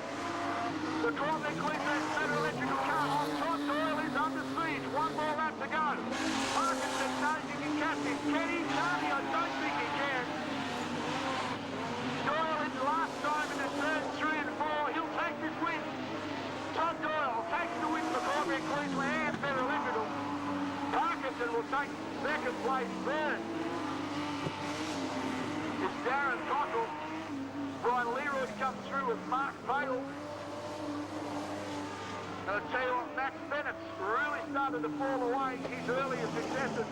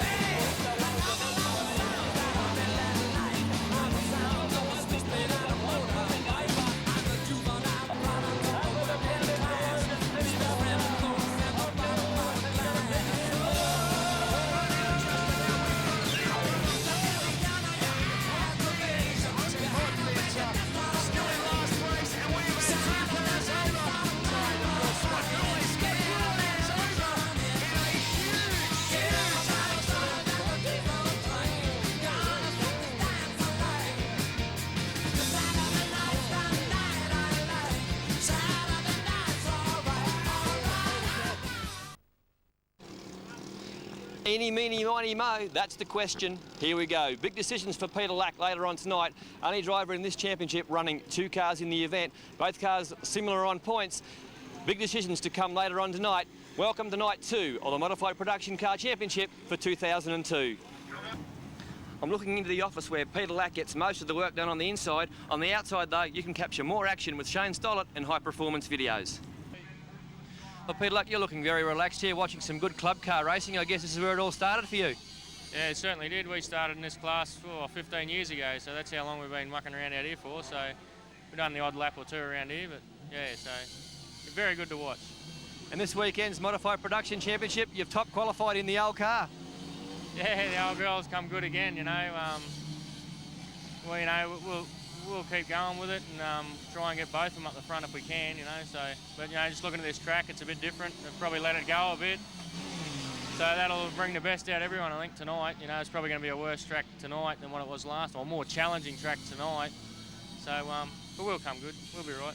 And who's going to make the ultimate decision, you or Graham, as to which car you'll run in tonight's feature race? Oh, I don't know yet. Let him do it, eh? No, we'll take 55. You know, we'll try and get. If they both qualify well, we'll take 55 out. You know, it's a far better car and than the 05 car. Like, you know, it's a good little car, but it's got more horsepower and makes the passing a lot easier. So we're trying to get 55 in there. That's what we've aimed to do. we've been working on the car for months, so we've done it for one race and this race only, so we're going to put it out there. Good luck with it, Pete, and we'll talk to you on the podium. Hope so, mate. Thanks, Dave. Well, Anthony Wilson, it's a long, long way from Ballarat to Toowoomba in Queensland, but certainly worth the effort. Third in the points at the moment. Yeah, we're going all right at the moment. We had a good run last night. Started at the rear in the first one, got up a second, had another second, then won the last one, so I was pretty happy with that. So you've still got a couple of more qualifying rounds to go. Are you confident? I got a bit tougher draws, and I got a 5 and a 10, so if we can get up the front in the 5, and hopefully that'll be enough should get us in the final and see what happens in the 10, I suppose. There's some good cars here, isn't there? Oh, mate, this always is every Australian title, always, but particularly when you head north to Queensland, there's a lot of fast cars in Queensland, so you really got to pedal fast up here. But yeah, no, the quality's excellent. I mean, the quality of car is just unbelievable these days compared to what it was 10 years ago, you know. Good luck with it, mate. Thanks very much. Well, Gary Brown, a little nervous yesterday when we spoke to you, but today's a different story. Yeah, mate. I was packing them yesterday. I didn't know what this engine or car was going to do. I feel really confident now, so we'll see what happens tonight. And second, after the first round of qualifying heats, that's a good effort for Gary Brown. That's a shock. That's something that, well, we know the track, maybe it was a bit of luck, good draws, and tonight's another night, so it may not happen. We may not stay there. What's the old saying? From the penthouse to the outhouse? Outhouse. We spoke briefly before about the track. You don't seem to mind it the way it's going. It's turning slick. I like a slick track, but that was the old days when we had no horsepower. We've got a lot of horsepower now, so we may not like a slick track. We've got to use a bit of the head and the foot and keep that cord between them working. Gary, there's been a bit of talk that the feature race might become a demolition derby. I certainly hope that's not the case for you guys. No, most of the guys you'll get in the feature are good drivers. They're the fast drivers, professional. They know you've got to finish the race before you can finish first. So they should be all head sensed on. It's 40 laps. You can't win it on the lap 2. So they should be right. Gary, all the best in tonight's feature race, and with a bit of luck, I can talk to you on the podium later on tonight. Thanks. Now, did you say luck or lack? Both. Thanks. See you later.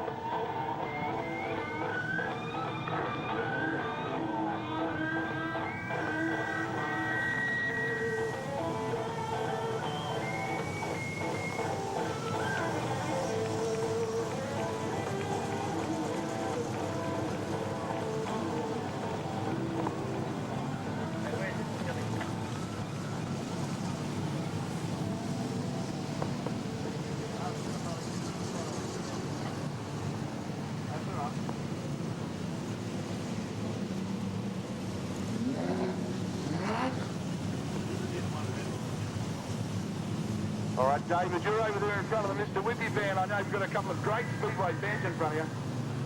That's certainly right, Wes. Indeed I have. But they've got to ask a question to get one of these indoor race car vouchers. Now, guys, you've got to tell me who's top qualified in modified production car tonight. I'll give you a hint.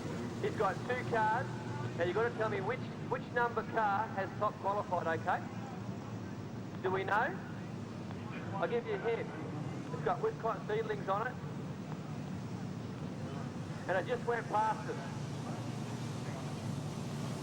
Yeah, 55. Well, that one didn't top qualify. That one qualified 4th. Pole shuffle is something I've never seen before.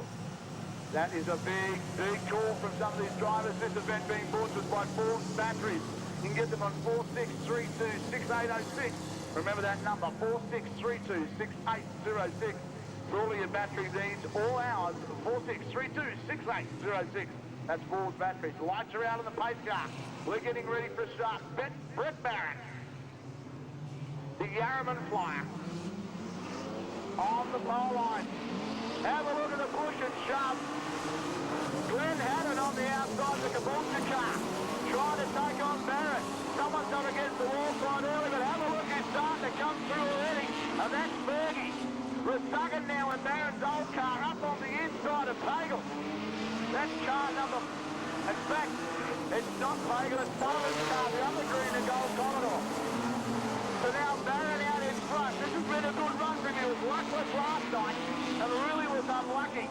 He had dead problems with an engine, he had problems with tyres, and now he's got the South Burnett Trentville car out in front and flying.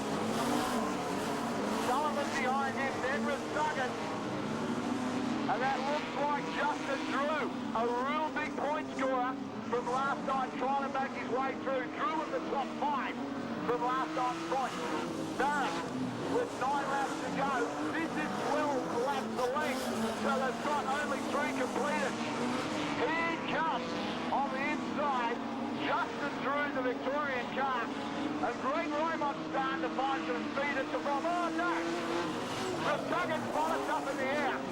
Yeah, that's going to cause him a problem. He won't be able to see when he's going straight. Going through the corner probably won't matter too much because he's looking left or right of the bike. But in a straight line, that would be causing him some sort of nightmare. So up the inside, Raymond finds his way around for a second. And here comes, all right, he goes. Ferguson turns it round off the pole line here at turn number 1. We've gone to yellow. Neil Lewis, flames coming out underneath his car. The Logan City bus service car, the world's fastest bus driver. Absolutely action-packed 13. Oh, you know what, Wes, and as David said, Raymond's car is the one to watch at the moment. He's come from the back of the field, and I'm amazed that they've actually fixed the front of that car after fiberglass damage. It was on the front of that car last night because he went to the infield and actually had some work done on the car. Seems to be one cause of the stoppage. Have a look at Sullivan. He's floated him up to the start. Barron wanted to go quicker. So did Justin Drew behind him. Drew now on the pole line trying to find a way up inside of Barron. Bit of contact. Have a look at Raymond now looming on the outside. Raymond leads his drive up against the boards. Raymond high and wide. Neil Lewis has come underneath him, and here comes Jacoby. We have got 3 EL XR6 Falcons battling for 4th place. Fergie's now made his way forward as well. He's going to really pull Glenn Hatton in pretty quickly. He tries to find a way around outside. Hatton's finding some form in the John Jones 3K Commodore. This car's got faster overnight, that's for sure. But out in front, Sullivan still leads. We'll then go back to Barron. Oh, well, Bruce has put it around again, Wes. Over in 1 and 2, I tell you what. Alan Irwin's making that EL Falcon as wide as a bus, trying to stop Jacoby coming around the outside. Raymond, the all-green car, the Carullo Records car, is the one to watch. Oh, have a look at Barron. They've gone green, and Barron thought, well, that's good enough for me. Barron straight on the inside. Sullivan retaliates straight away. Yellow flag, Wes. I didn't think they'd let that start go. Barron saw the opposite. But Barron now lead him away to Brett Barron. With Justin Drew behind him, Barron has got absolutely overlook at who we said was starting to come through, and here comes Greg Raymond. Raymond now into position number 4 and is all over the back of Lewis. Neil Lewis is going to know that the Carullo Records car is on his rear. Have a look at Raymond, 29 on the car, 29 on the route.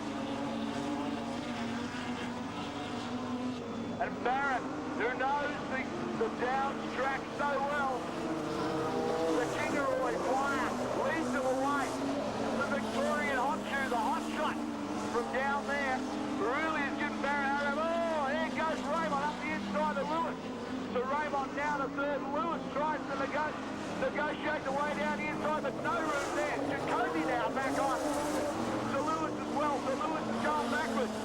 Here comes Brett Barron. And Justin Drew on the outside. They are 2 abreast into turns 3 and 4. Barron's going to give Racer into starting to tangle up. Have a look at Justin Drew. A look who's moving now off the rear. Here comes Greg Raymond. Oh, Raymond! Raymond turned around on the corner. Raymond. The green lights have stayed on, but have a look at the action out front. Checkered flag to Brett Barron. What a great result. Justin Drew in the 2nd. And that looks like it was Neil Lewis in the 3rd. David down on the infield. What a spectacular race. That certainly was, mate, and the best is yet to come. That's only a heat race. Down on pole, Truant on the outside. Truant in the top 10. This has been a very consistent car. Glenn Truant, who has really won everything in Super Street so far in Queensland this year, is showing a good set of heels in his car. Truant on the outside, the 18 Falcon. The Ford Wreckers down there at Redcliffe on the fantastic peninsula.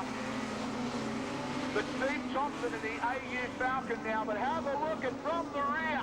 Peter Lack, the local flyer, has come through to third place within a lap. He's now challenging for the lead.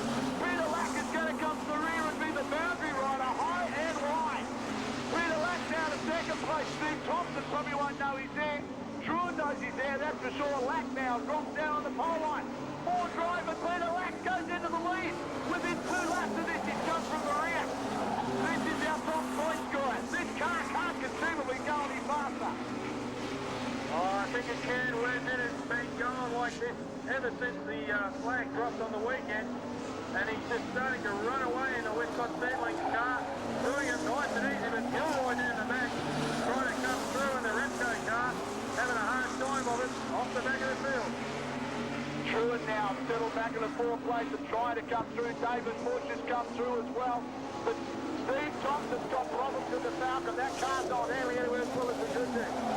Car 59 in this season, Jim Spires, the Black Falcon. And he really was very quick last night as well. So 2 Falcons now battling for 4th place. Spires trying to find a way to the inside. There's no room for him there.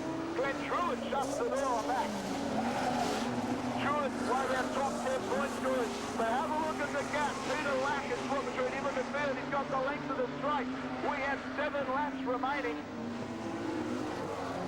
7 laps remaining. How quick can these guys go? Have a look at David Bush now. Oh, look, he's got a problem. David Bush has got a problem. That engine is just hemorrhaged. So David Bush, out of this event so far, won't take any further role in this race. Peter Lack out in front, 5 laps to go, the 05 Westcott Speedlings car for Tom Steer as well.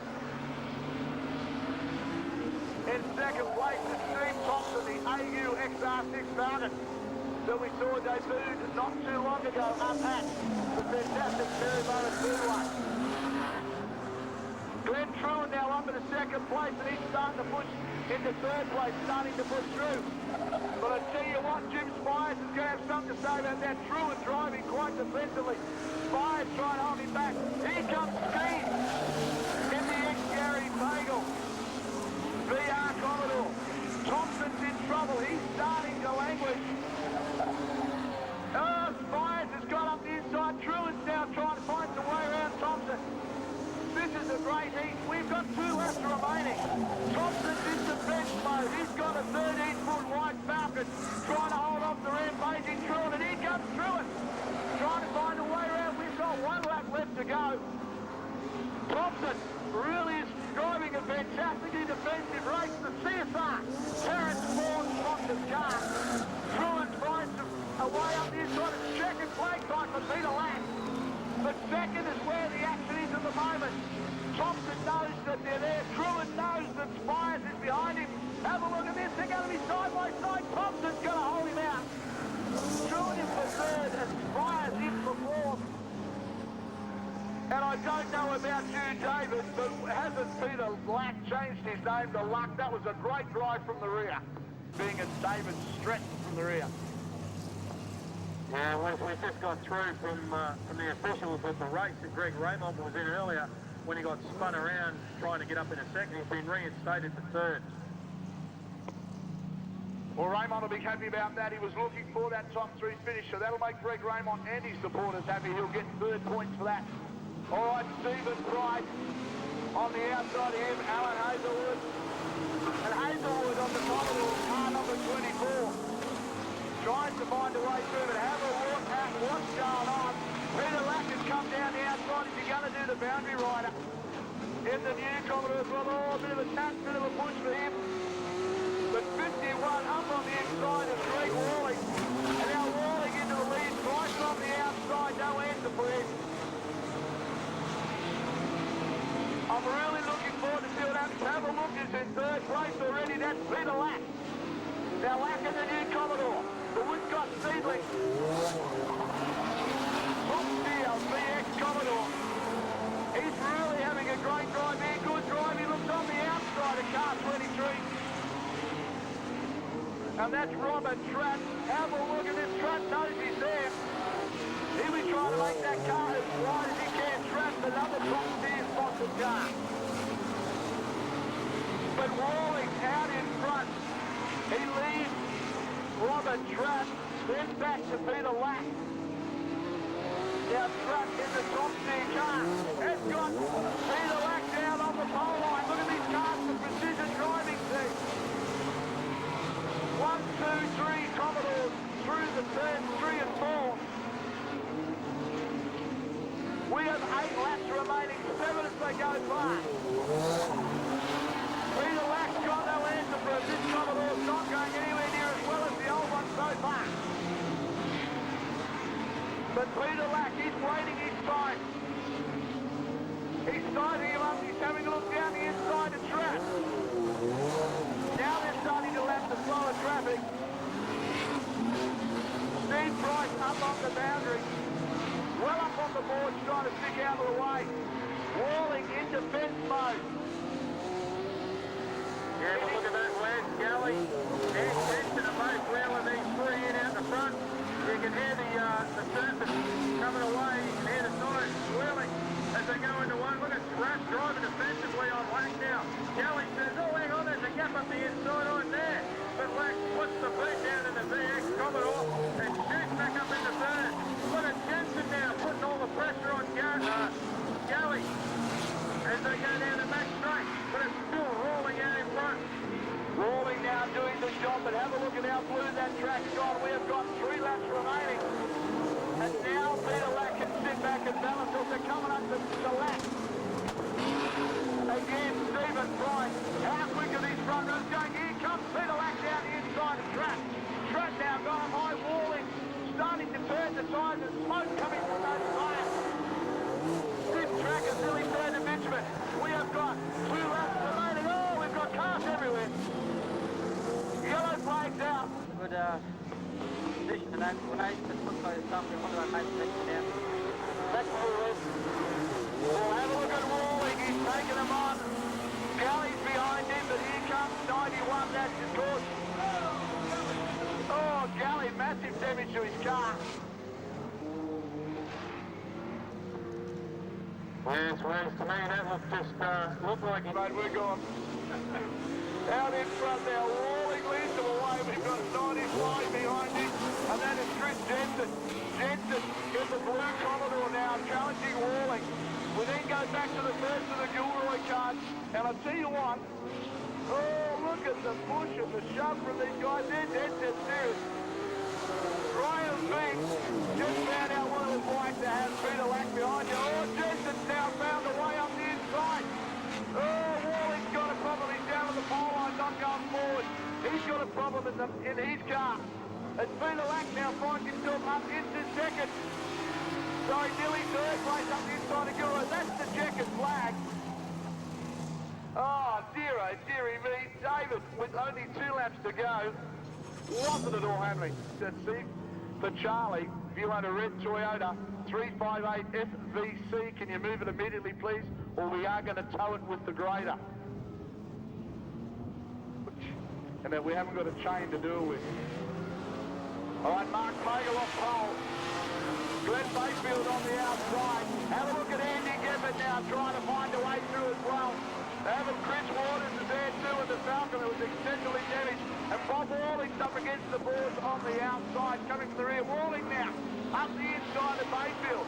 Walling in the Kibble car, trying to find a way around the Valvoline Sponsor's car on. Walling really doing the job. It is a fantastic car. We've got Darren White in there as well. And White's back in 4th place.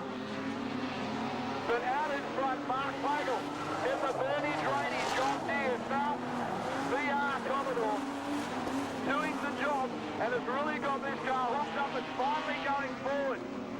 We've got the yellow flags out. Yeah, Yeah, Bob Walling there on the main straight, Les on the infield. It'd be lovely to see him in the main in his very, very last drive in modified production cars. If you want to buy a good modified production car, talk to Chrissy Top. That's the one in third spot. It's for sale. Back to you, Wes. Thanks very much, David. Pagel now will lead him away. Just behind him in the AU Falcon. In the third, the number one they go. Have a look at Jeff, he's finally starting to go forward the B&T mechanical car. Up on the inside of him, that looks like Chris Top. And they're starting to lead all. The Falcons are starting to get a little bit bouncy in the rear. Darren White on the outside car. 36 Chris Top is trying to defend. Have a look at Darren White. High and wide through turns 1 and 2. Andy Gebbett goes high. That's to leave Tom coming outside. They're going to go 3 wide in that top corner. Has anyone told Darren White there's a pole line? Darren White is the Briscoe Food Ambers Falcon. On the inside now has moved himself up into third place. But Mark Pagel and the John D car started to clear out. White now, Gebbett, starting to bounce. Andy Gebbett, very nervous moment for the Falcon. I don't reckon that's Andy Gebbett. Oh, Bob Wally's gone around again. Bob Wally drinks on the yellow light once more. And Bob Walling. The Lindy forklifts going on the game tonight at the moment. We're looking for a start. Watch Pagel. We have 7 laps remaining. 12 laps the distance of these heats. Gebbett now. Onto the back of Pagel. Pagel's got the base wide around the outside. He's going to go high and quick pretty much straight away. Gebbett's car looking still nervous in the rear. Darren White now on the high line and down past Andy Gebbett. Pulls out on the line. Have a look at Gebbett's going to start to argue. And Darren White now under second place. Chris Top has no answer at the moment. He's trying to defend on the outside from Chris Waters. Chris Waters now, have a look at Bob Walling. That Commodore starting to come into its own. But Darren White's got some balls. Gebbett's down, starting to smoke from the right-hand rear of that car. It looks like a tyre rubber or a shock absorber, we're not sure. But Darren White hasn't. He found some form in the Briscoe Food Ambers car. Walling up on the fence, he brings it back down. Darren White now well up on the fence, and that's left Chris Waters now. In car 49, the Lindy Forklift truck up into position number 2, and he's starting to go forward. They found the problems with the car, and this car's now starting to rocket forward. Darren White now has gone to John DeHead to him to try and get onto the back of car 49 and to try and catch Pagel out in front. Gebbett's car starting to lift. This car starting to try foul. I've had enough. I'm hurt. Let me go home. We've got 3 laps remaining. Every time they turn to left and right, I reckon that shock's collapsed. Gebbett's car must have a collapsed shock, Trevor. Yeah, I reckon so. Lindsay needs about 4 sandbags in the boot of that thing to stop it bouncing around. Walling can't find a way around top either. He's stuck there behind that car. But look at Pagel doing it easy out front. But having said that, Waters comes back hard. Wright looks to go high. Round the outside, he's not going to do it there as they've got actually on their last lap. Have a look at Darren White now on the boundary line, up high and wide. He's going to try and find a way around. And in fact, Chris Waters has got to have a go as well. But Pagel takes the win. Chris Waters comes in for second. And a great drive there by Darren White, the Briscoe Food Ambers car. They were finding set up all night. He's very confident that he's going to be able to come forward, Sid Whittaker. He really is a man that enjoys his motorsport. And unfortunately really enjoys the microphone as well. Watch for Michael Halley on the outside. Neil Watson on the pole line. The man I'm going to watch is going to be Ashley Parkinson in the antennas black Commodore. Michael Halley now on the outside, the big Falcon, Jason Colley. Trying to find a way back. Bennett just stuck his nose in there as well. And I tell you what, Trevor Mills is cutting a fine pace on the outside. But it's still Neil Watson. Here comes Michael Halley. Trying to wrestle the Falcon around. This track's gone rather hard and fast on the pole line. Jason now on the inside, trying to fire out Parkinson, trying to get on the inside of Michael Halley, and Halley's got no response for the Flying Commodores behind him. He's in defence mode from lap number 2. Round he goes. Oh, look at that. Max Bennett halfway through turns 1 and 2 had a lose. David and even Michael Halley went out in Timothy. Running this hasn't featured so far. Have a look at it starting the slingshot. The antenna agency's car of Ashley Parkinson. He's going to carry a lot of speed into turn number 4 as they come across. And Michael Halley and him resume their battle for second place. Neil Watson out in front, the Victorian car doing a great job. Now we've got the flying Michael Halley from Caboolture. The Michael Halley concreting car up on the inside. Ashley Parkinson really moving the car around an awful lot behind Halley. It's as if he's playing peekaboo. He's having a look left, he's having a look right, but there's no end to the car. Oh, Neil Watson out in front. Watson looking quite comfortable. Here comes Halley. Halley's got some drive out of turn 2.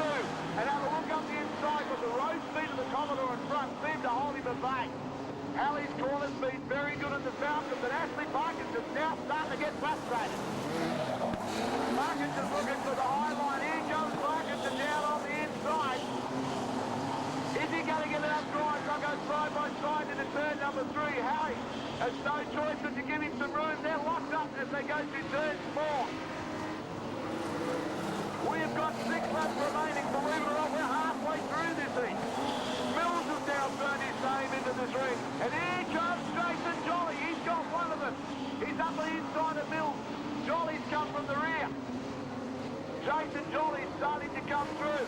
Ashley Parkinson knows he's going, and he's going to start driving defensively. Michael Halley now thinks he can get past Neil Watson. And Watson's thinking, what am I going to do to get rid of these guys? Watson's gone up high. Michael Halley now, a bit of a bump and shove for him. But have a look at Mills and Jolly. Mills throws the Commodore widely underneath him. Jason Jolly Mills back that car into the corner. Now Jason Jolly's onto the back of Ashley Parkinson's car. And this is, would you believe, 4 laps now, 3 left remaining. Have a look at these cars. There's 5 cars within a handkerchief of each other. This is so close. But Neil Watson out front. Michael Halley sticking those down the inside again. No room there. He can't get the drive off the corner to get a line out. We've got 2 laps remaining.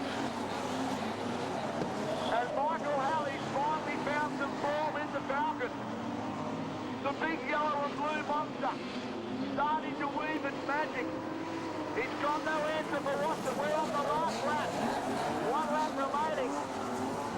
Jason Jolly's got frustrated. Mills has got frustrated. Halley's going to have a look around the outside. If he does that, here comes Ashley Parkinson down the inside. Jolly now and Mills, they're side by side over. Look at this. Jason Jolly holds on for form. And Parkinson got down the inside of Michael Halley. And believe it or not, Neil Watson streaks away with the win. David, that was an unbelievable finish.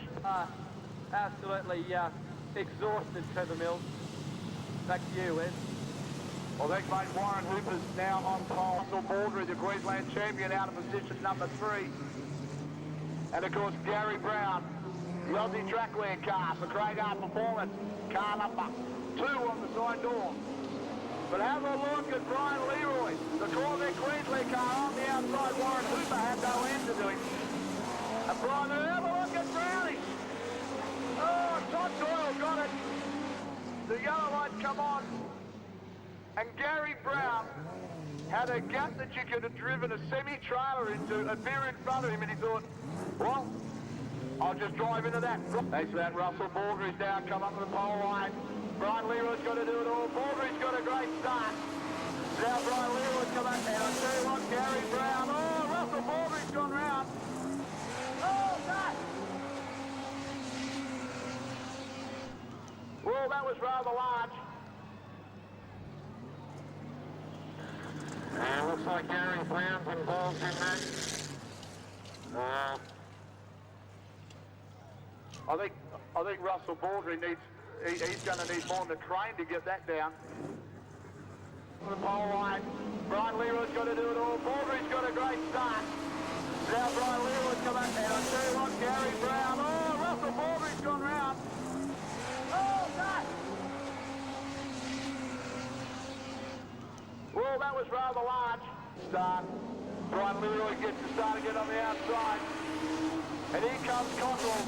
Cockrell up the inside, the two better electrical cars.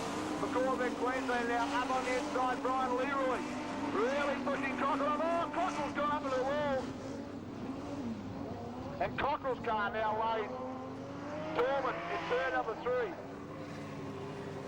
Which we haven't completed a lap yet.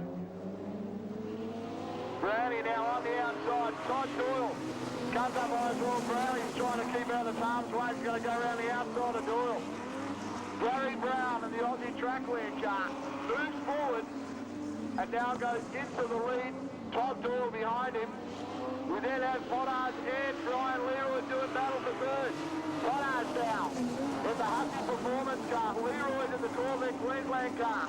Down on the pole line goes the Corvette Queensland car of Leroy and Potters up on the wall. These guys are side by side for one complete lap. This is great racing from the two Commodores. But Gary Brown now has got the Aussie Trackwear car, the Traeger Performance car, into a rhythm and now starts to try and put a gap between him and Todd Doyle. Todd Doyle won't have a bar of that for Federal Electrical or Corvette Queensland and tries to get onto the back of the car as quickly as he can. Doyle now washes up high. That is not what he wanted to do. And Brownie's got the gap he needed. 3 laps at all completed. Believe this or not, Trevor Betts, we've still got 9 to go. Well, you couldn't Wes, this has been a rate of attrition this race. Steve at the start, you had to be there. Gary Brown now doing it easy out in front. He's managed to run away from Doyle. But look at Pottage. And Leroy now fighting over third spot. Well, we've got the Cortina of Hooper back there in 5th. But look at that. Leroy right into the door of Pottage now. He's letting him know that he wants third place in the Corvette Queensland Commodore as he looks up the inside once again. Pottage gets a little bit loose up the top. Still keeps it nice and high, but Brown doing it easy out front for Traeger and Aussie Trackwear. Have a look at Brian Leroy and Potters doing battle. This is where a great race is. These guys have been side by side now for 4 laps. How long can they keep this up? They are just going round and round. Side by side. Potters now has no edge. He's got to come back.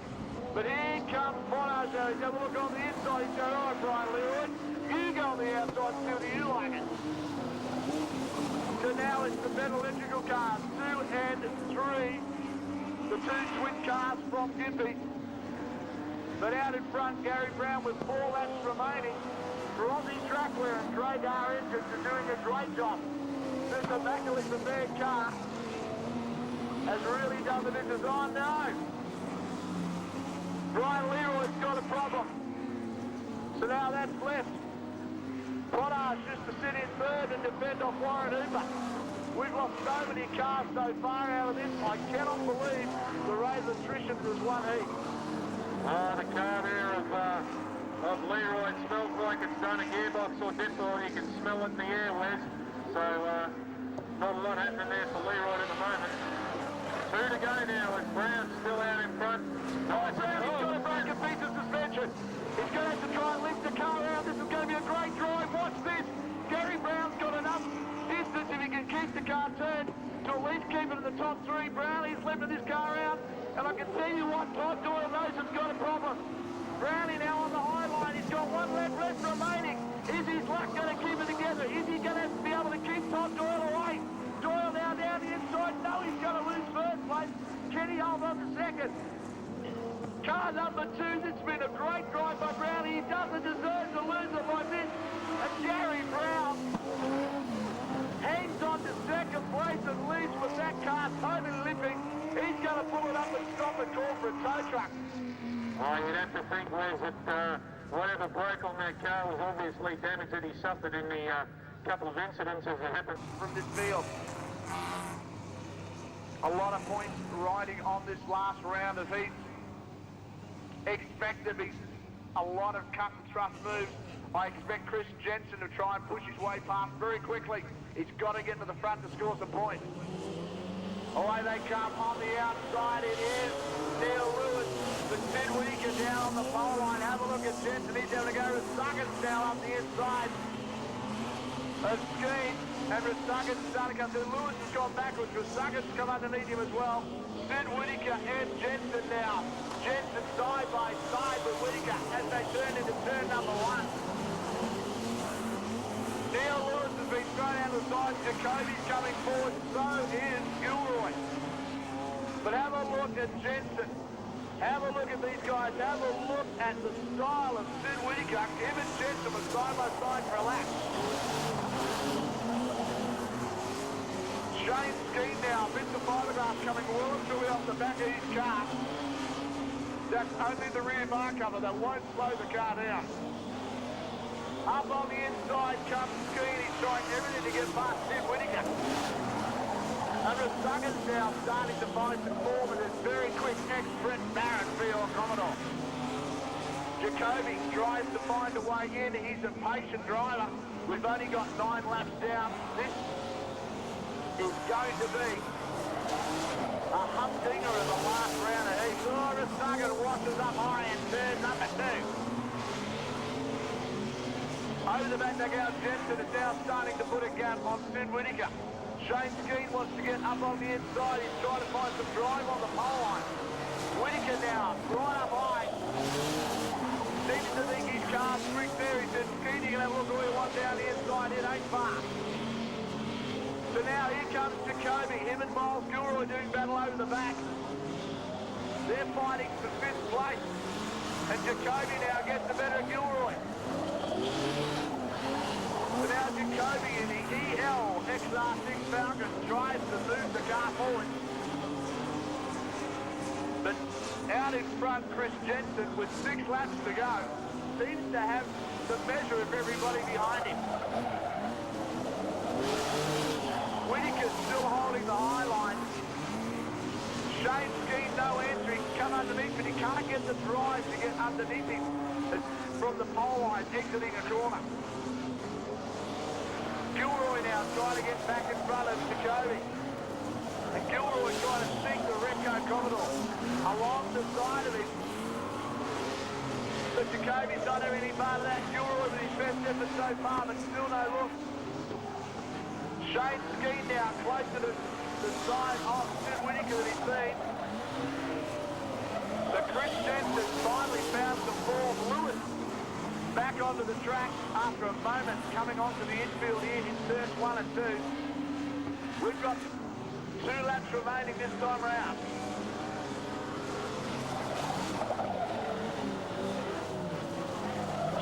Remaining. And these guys are really starting to push. Jensen now. He's had the reign of this from the moment that flag dropped. Sid Whittaker's driven the best defensive run I've seen alongside. Shane Skeen's tried everything, but here comes Suggins. Suggins with a lot of drive out of the old BL Commodore in checkered flag side zone. Chris Jensen will take the win. Second place is a decider. Have a look at this as they go across. Believe it or not, Suggins come across with Skeen and Sid Whittaker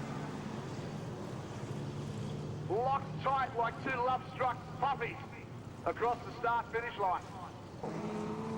Truett is driving to a plan. It seems this title, in fact, he really has won everything there is to win in Super Street so far this year here in Queensland, and the modified production rank is something he's really enjoying as well. Here we go, Carter and Graham being leaders away.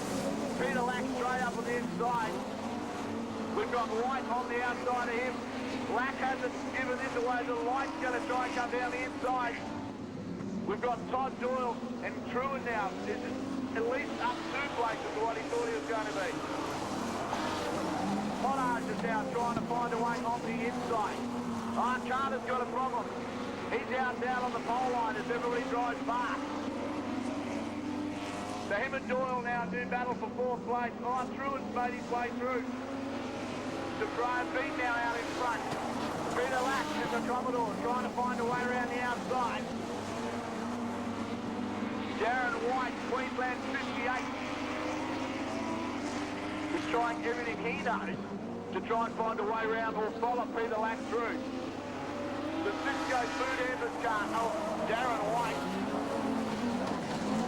The Wisconsin Lynch car of Peter Lack. We don't need to tell you who they are. Truett now, trying to come over the back of Carter. Todd Doyle's in front of him, holding down fourth place. Truett now, very sideways, not getting a lot of drive out of those corners. The track is quite slick. The Commodores are suiting it, but the Falcon is really starting to labour. Carter's got a problem around the back of the track, and everybody catches him one more time. Now we look to Peter Lack. Has he got an answer for Graham Bing? Lack just sitting back there waiting. Is he biding his time and seeing what the Commodore's going to do? Have they made a radical change to the handling of this car to see what it's going to run like in its feature? Peter Lack's having a look on the outside. Here he comes. He wound that thing up. He's now going to run the high line. He sets Graham Bing up for that 2 turns to go. He's now up on the board. Graham Bing is going to show him the wall. Is he going to turn down on there? Very tight and close. Bing's going to come off second end. And Peter Lack goes forward again, once again, with the Woodblock Speedlex car. 5 laps remaining. Graham Bing must be saying to himself, what am I going to do to win one of these things so I can lead it over half the distance? Well, they can't win one. Darren White for Crisco Foods is now on the trail off the back of Graham Bing's Falcon. And Glenn Truett now been passed by Darren Bodies. So Truett now slipping backwards. He needed a good finish to guarantee a great start. He's going to have a lot of stress waiting for these final rounds to find out if he's going to get a start in the pole couple. We have got 3 laps remaining. Peter Lack out in front. The car looks nice and balanced. Graham Bing behind him. 3rd place White. 4th place Todd Doyle. And Carter's now arguing the toss again. The car stops every now and again on the back straight. And that must be making it very, very frustrating for Carter. Through they come. 1 lap to go. Peter Lack has really started to stamp some authority on this, but is he going to be lucky enough to win the title? There's so much stress on him, so much pressure, but it's checkered flag sign for him, and Peter Lack's going to take another heat win. The 55 car. 2nd place went to Graham Bing. White come in for 3rd with with Todd Doyle up the inside of Carter. Gary Brown, he's been a very lucky man. Well, he came over to me and asked if I knew how to fix it, and I said I didn't know that. I thought he was only joking. Maybe he was serious. He almost missed his heat.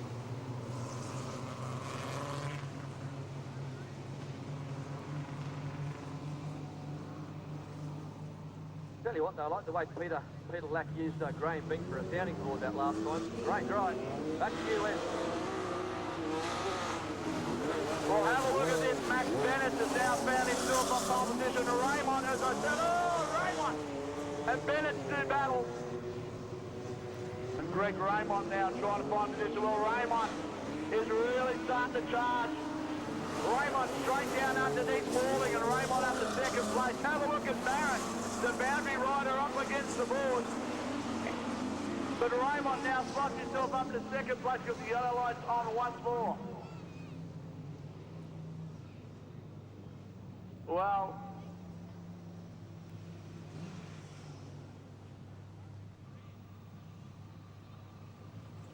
it looks like Max Bennett has just got the rear of the field. Is that what you saw, the rear flag? I did. I seen it. The cool end look of Mr. Greg Raymond this time as they come around the start.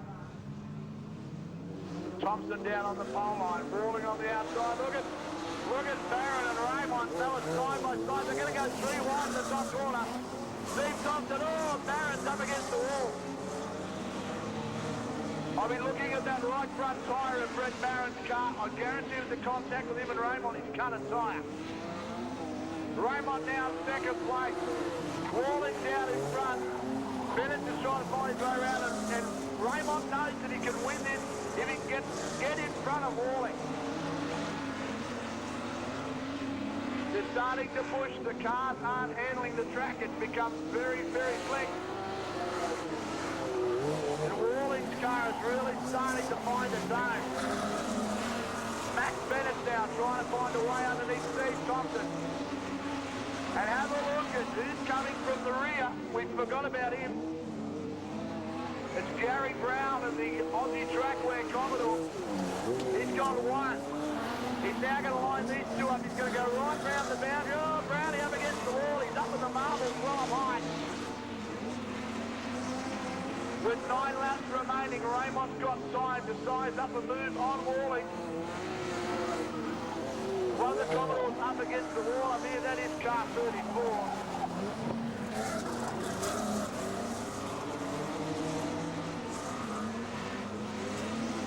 Good luck for him. But Greg Raymond has got no answer at the moment for Walling in front. Benetton, have a look at Brown. He's now up to 4th place. He's going to be on Benetton very quickly. And Brownie, what a great drive by him, Gary Brown. With 6 laps remaining, body still from the rear.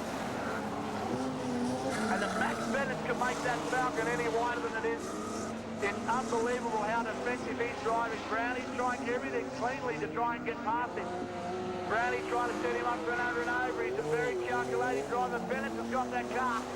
The Cairns Wholesale Paint full grip suspension car. Steve Thompson now, behind Timbers, is starting to languish. He has no answer for the front 4. Here comes Brownie. Bennett just washed up high, and Brownie's got him to 3rd place. With 4 laps remaining, 3rd place will do Brownie all the world of good in points. But Raymond's got to get ahead of Walling. He really does. Walling needs the points as well. 3 laps remaining. And Greg Raymond is driving this thing as absolutely hard as he can.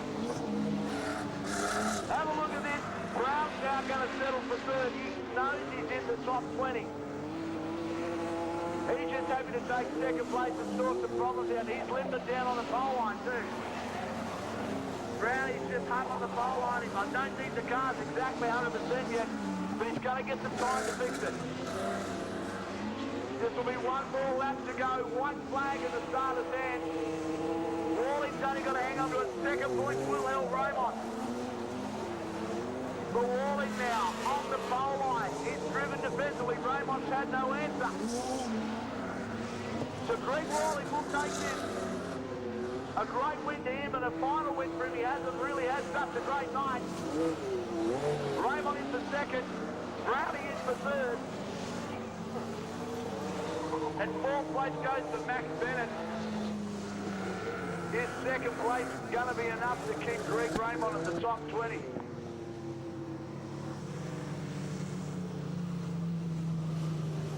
Peter Lack has jumped in another car. Glenn Haddon, Mark Fagel, Stephen Price, Ashley Parkinson, Russell Baldry's out, and Chris Top comes off the rear. This is going to be a crackerjack one. Only got some names. They're going to go green. Have a look at this. Peter Lack shot straight around the outside. And I tell you what, this old car cannot do a thing wrong. In fact, Pagel's gone with him. Have a look at Glenn Haddon. Oh, Glenn's turning around. Here we go. Oh, dearie me. Glenn Haddon has the best start he's ever had in the advanced mobile machining VC Commodore. Competitors now to call. Peter Lack's got to do it again. He'll be up on the boundary. But have a look at Cockrell. He's down on the pole. And Peter Lack up against the board. Oh, no, here we go.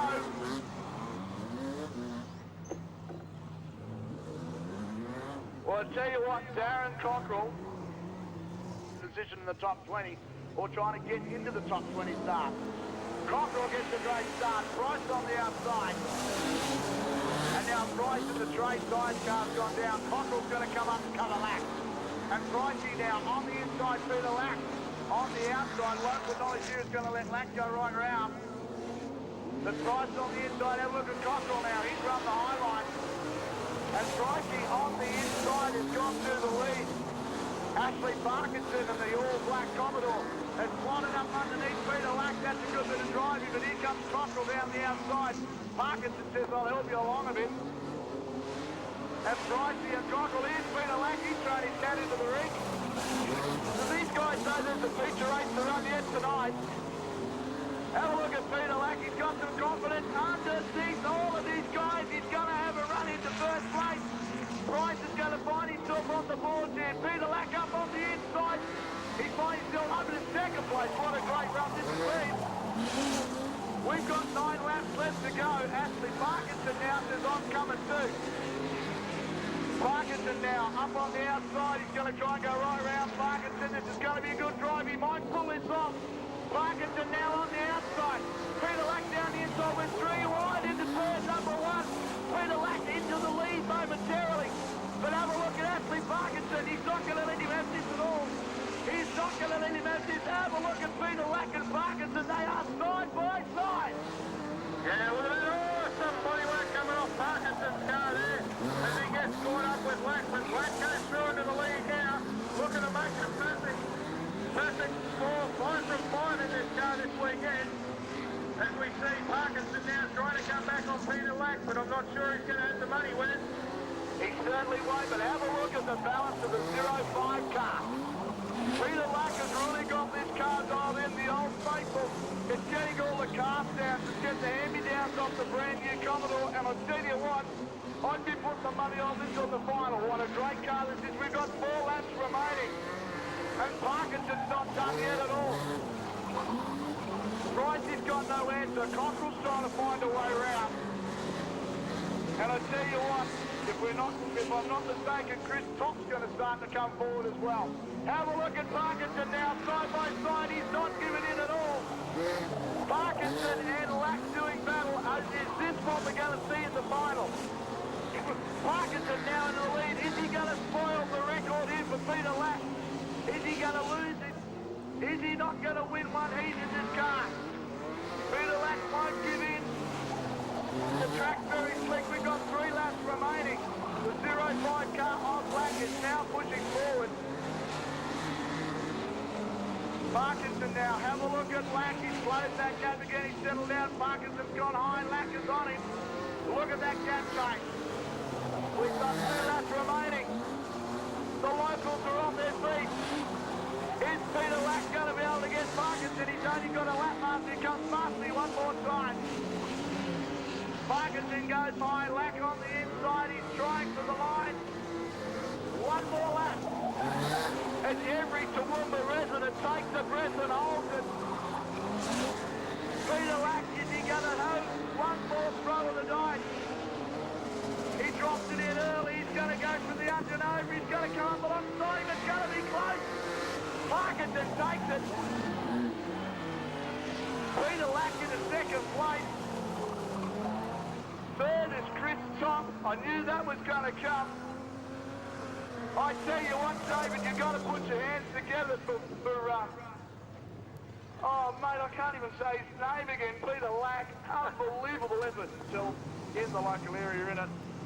The next time you come up, especially to a 2-night show, it really is worth your while to stay. You can spend the next night or the next morning up go-karting up the road at the indoor car centre. Fantastic place to be. Not after the Speedway boys have been. All right. Look, oh, hello. We're 3 wide on the start. Great effort there, I can tell you now. Bob Walling. I think Bob Walling was making that up as he went along. Safety being the issue, they pulled them up on the back straight, not in the middle of turn number 1. Oh, David, what an unbelievable thing. They all went high. Bob Walling saw the hole in front of him and thought, you guys going to leave me that much room? And he's right at the right point of the field to do it too. Let's hope he can get the job done this time around. Back to you, Wes.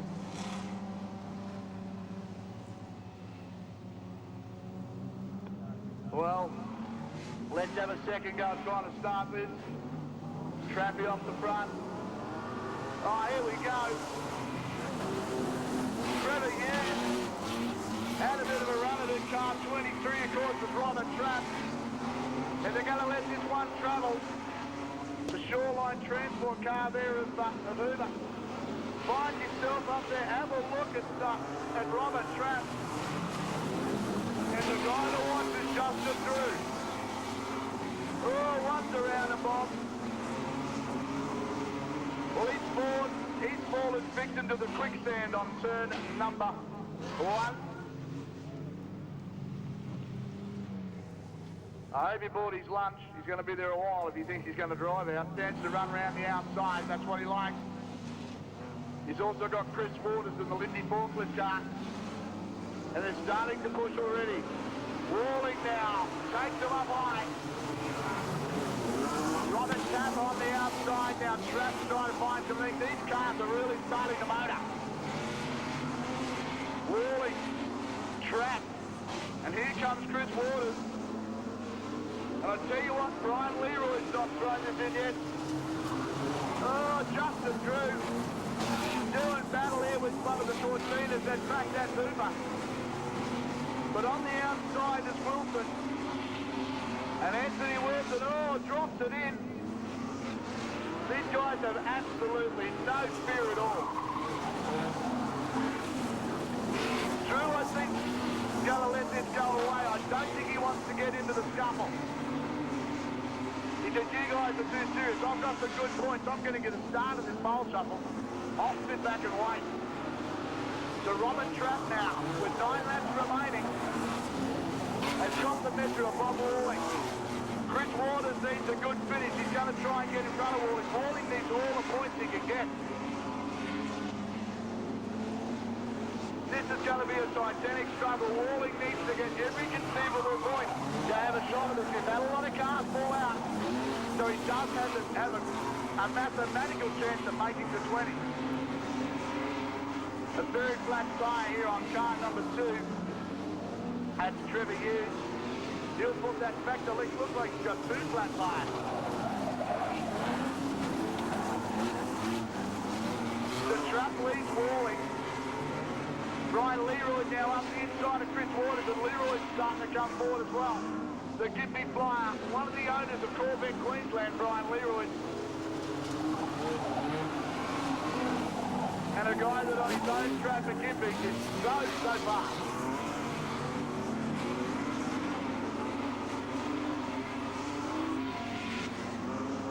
Five laps remaining, will go to 4 this time.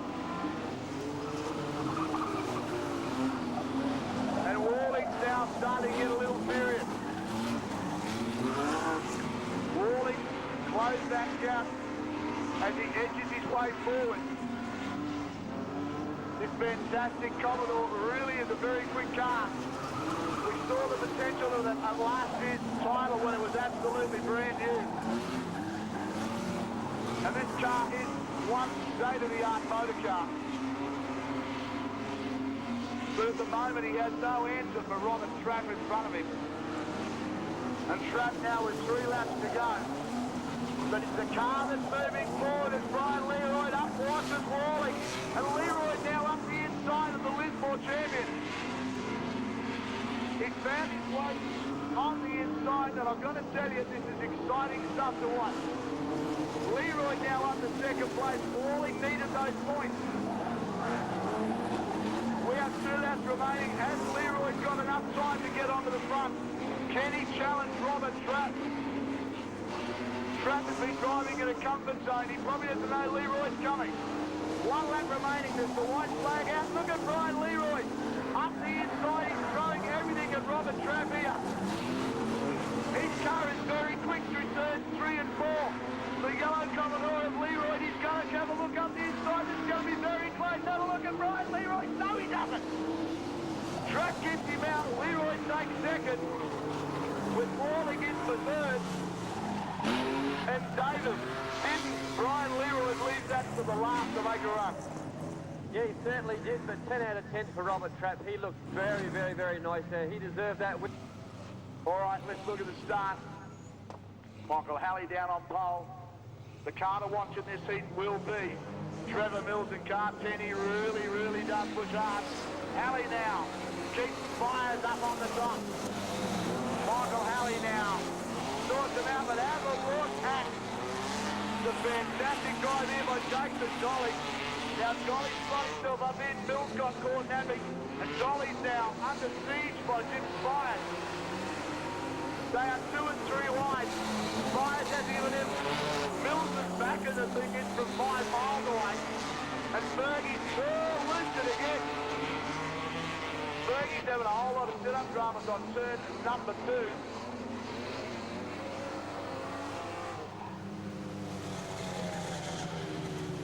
Well, I don't know what we're going to do here. We have 11 laps remaining. Mate, in fact, just to give you the drum, I've got a switch on 2 big cars. Michael Halley now is going to try and get him to restart. Have a look at Mills. They come around absolutely on fire. Jim Fires on the outside. Michael Halley's going to do it again, and have a look at car 10, Trevor Mills. Mills hasn't given his way, but here comes Jason Jolly. Jason Jolly now came from nowhere to float still on the second. Fires is caught napping, and Jolly's on the pole line. He's going to find a run inside of Halley. Halley's happy to run soft. But Jolly, no! Here we go. This car's starting to move everywhere. Bit of contact.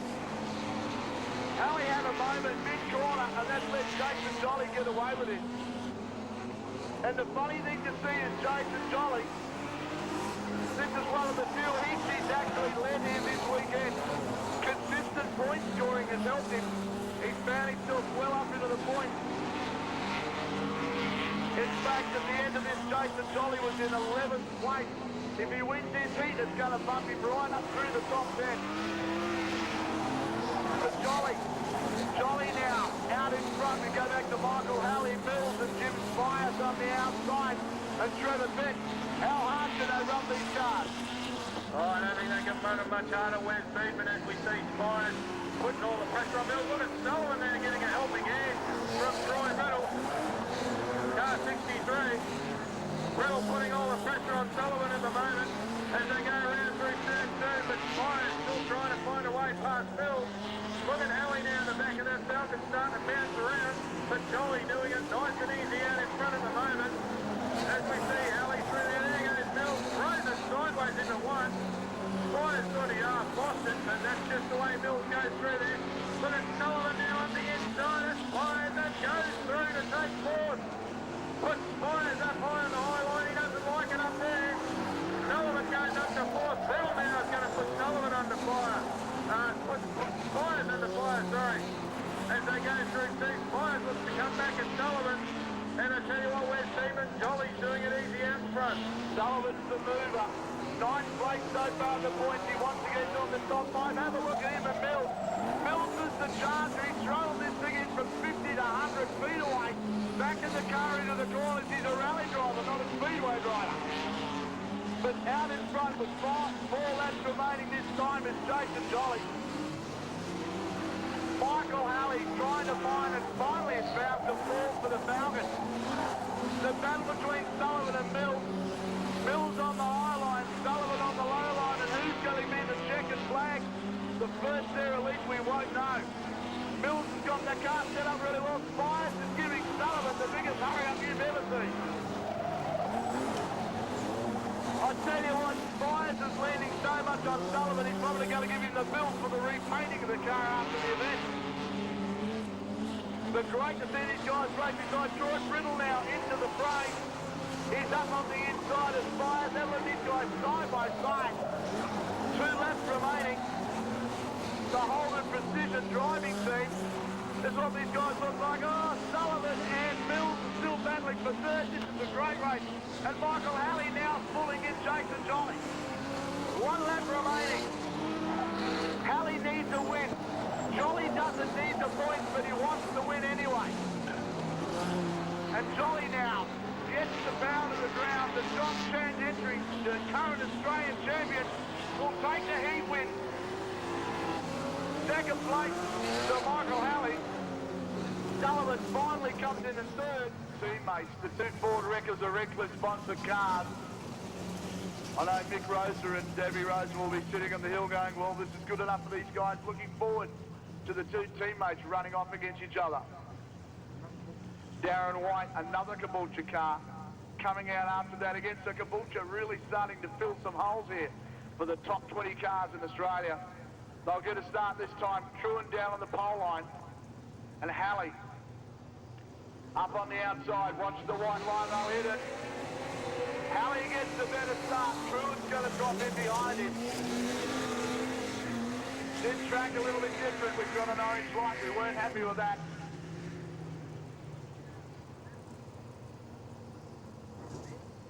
$20 laps for 20 competitors to do a pole shuffle.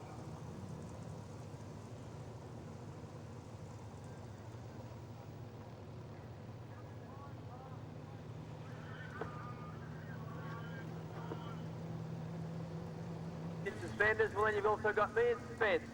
You know what I'm like? I like my motorsport. Don't do that to me. We're looking for a start. Watch them again. Here they come. That looks like a good start. Michael Halley on the outside, Truan on the pole line. And Truan's got a lot better start this time. They're side by side. Halley got good drive out of turn number 2. And now leads him through. He gets a little high but sets the car nicely. That Falcon's looking like it's going to run the distance. They're one lap sprints, these things.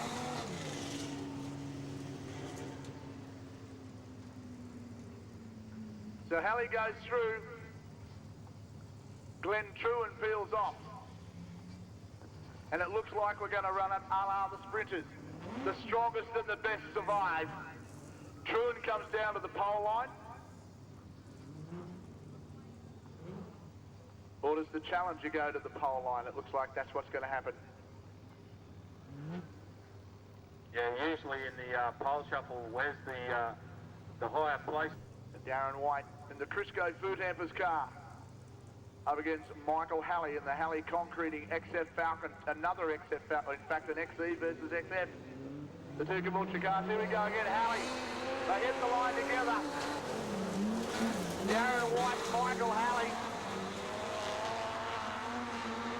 Halley's definitely got the drive on the outside. That car looks nice and balanced. He's going to come across this time. Darren White's going to throw everything at him, but it will be checkered flag sign this time for Michael Halley once more. So the man who really didn't start that well yesterday, a $2.50 ignition switch on the dash has cost him and robbed him of maybe some good points throughout the night. Now Michael Halley has moved himself up even further. Darren White. Graham Bing on the inside, Halley on the outside. Halley's tyres at probably a little bit better temperature. He's really got a good feel for the track to be like. They hit the line together. It's going to be a great start. Graham Bing holds him down. Michael Halley up on the top, gets a nice drive out of the cushion. Graham Bing's got no answer. Michael Halley goes forward for one more time. And Graham Bing says, well, that's all I can give you, mate. You can have that. And Michael Halley goes forward, and Graham Bing's now going to come out of position 18. Just the first of the V6 VS Commodores out here. Chris Jensen has looked very strong all week. They go green. Halley and Jensen side by side. Look at Jensen trying to push him up. Jensen's going to come forward. Halley's got no room to move now unless Jensen makes a mistake.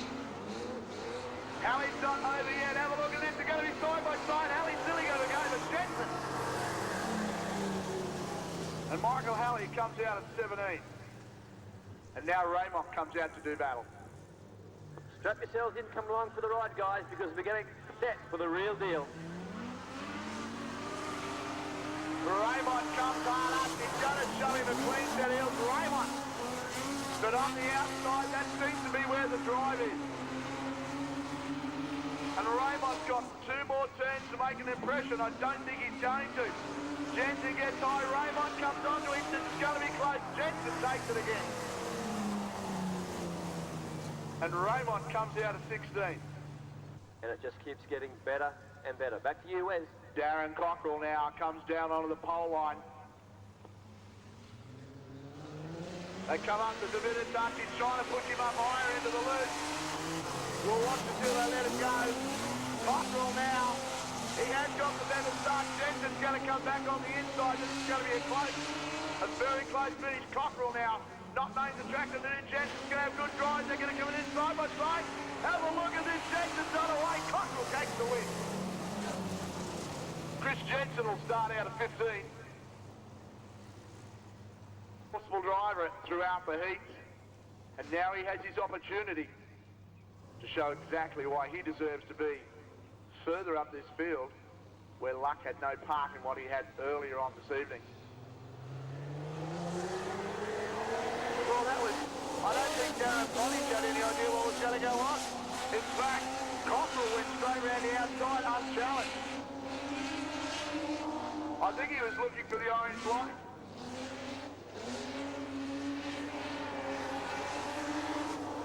So once again, Cockrell goes through, and Pottage will start from position 14.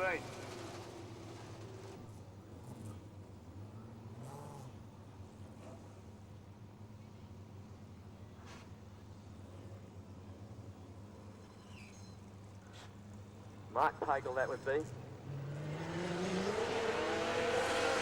Well, once again, Pagel got caught napping. Cockrell on the outside really got a good start. They're going to come around this time to get the checkers, and Cockrell's going to live to fight another day. Pagel and the Bernie Drainey John Deere Commodore will start from position 13.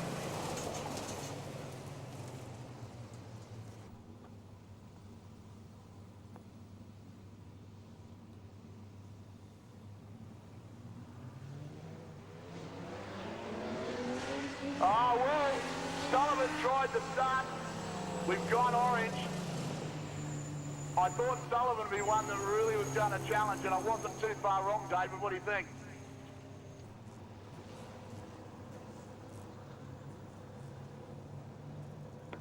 Well, here we go again. Sullivan and Cockrell. Look at them. Side by side. Sullivan not giving him any room at all. Can he be any further attached to him? I'm not real sure. Sullivan's trying everything. V6 Commodore versus V6 Commodore. He's having one last go. They drift up a bit higher. They're going to be close, but Cockrell goes forward again. And Sullivan will start from position 12. It's your event, car number 12. We're talking about Darren Cockrell certainly earning his right to climb the ladder in the modified production car feature race. Well, Cockrell now down on the pole line.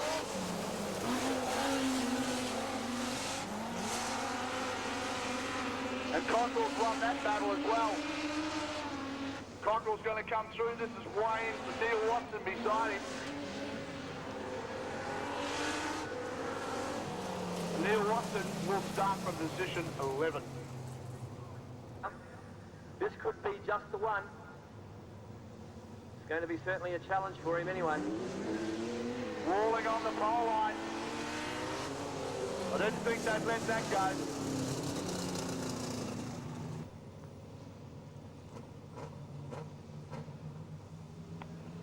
We'll try again for a start. Oh, Walling coming to grips with Cockrell. Walling's not giving in though. He throws the Commodore hard and high into the corner. The Cockrell's coming forward. He's got 2 more laps to go. How far can Cockrell put himself forward? This is a great display in the pole shuffle. And Cockrell takes let alone another win.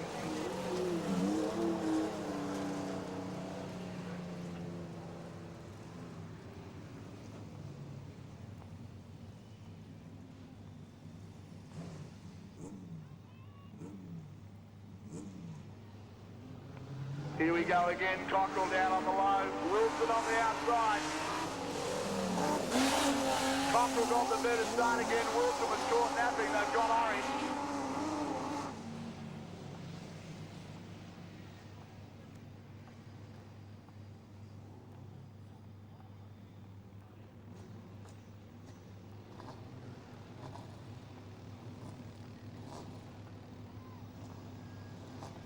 So he's moved 6 places so far, Cockrell.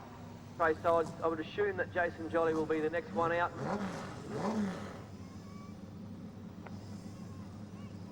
All right. Cockrell now down on the pole. Wilson on the outside. That looks like a lot cleaner start. The Brent Auto's car. On Cockrell. He's really got this pole line worked out. Wilson on the outside and no answer. Now Cockrell's in control and he'll move forward one more place. Cockrell takes yet another win.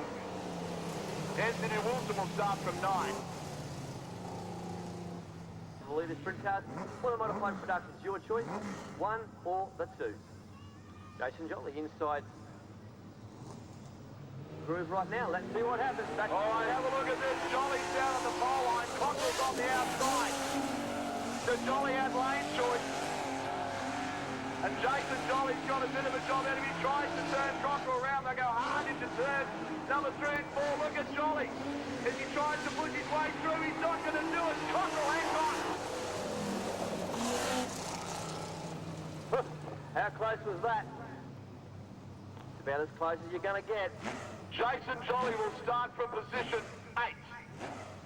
Have to do battle. Chris Waters comes out to do battle. This will be sensational. He's taken the pole line as well.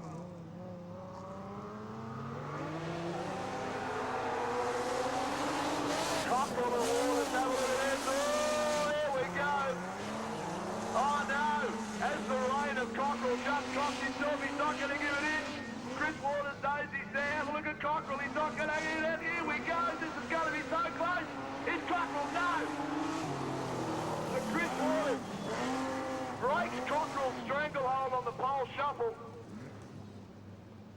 And I tell you what, Darren Cockrell from position 16 is going to start in 7. What a great effort. Give him a round of applause. How good is that effort? Just a momentary lapse in concentration's upset the apple cart, literally. Justin Drew comes out now. He comes onto the pole line. Oh, Chris Waters, hard eyes come down. They're going to let it go. Waters in the Lindsay forklift car. How good's his effort so far? He's going to move forward at least one place. Justin Drew tries everything at him. Here we go. Drew's going to come through right on the last. It's going to be so close. Oh, no. I can't pick it. I can't pick it. That was too close for me. Mate, I'll wait for our lap scorer. She seems to know more than I do. 17 goes through. But that's what she's telling me. Dead heat, Wes. We'll have a 3-car run-off for the next one. Dead heat, you reckon, guys? Ask the girls. Well, we don't know what... Folks, when we know, we'll tell you.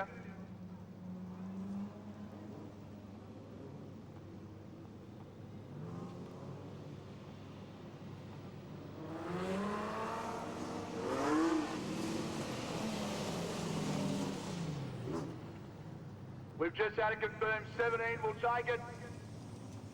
Once again, the lap scorers are definitely never wrong. So Chris Waters will start from position 6.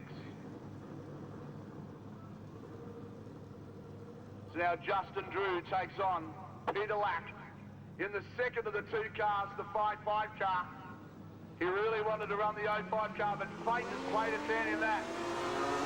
So they go into turn number 1. The local hero, can he go a little further forward? We've got some great drive by Justin.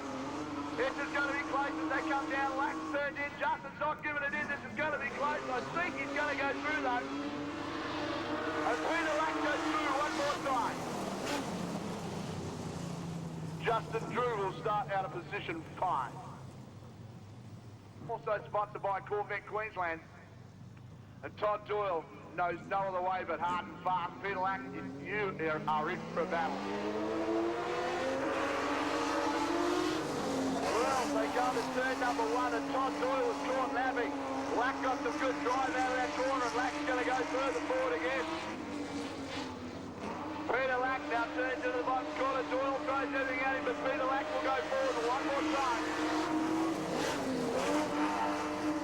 And Todd Doyle will start from position number 4. 16:43, the quickest lap. The statistician's next door to me. just about recorded. That's how many breaths I've taken tonight, that's for sure. Peter Lack now. With Ashley Parkinson on the outside. Parkinson got caught well up high. Now he's going to have one last go at him, but I think 55 is going to have the measure. The brand new car for Peter Lack and Whitcott Seedling. He goes forward one more time.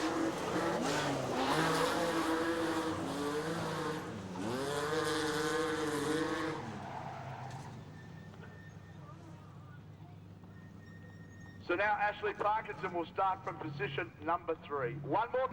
Fours together for our top point scorer tonight, Gary Brown, as he comes out in the Aussie Trekwear car to do battle. Here we go. Against the man with a lot of pressure on his back. Brownie on the outside. Here we go. Brownie wants the pole. Peter Lack ain't going to give it up real easy. They're going to come into the bottom corner and Brownie going to try and keep on the outside. It looks like he is. Brownie's come round. Have a look at the drive for Gary Brown. But Peter Lack. Peter Lack will start from pole.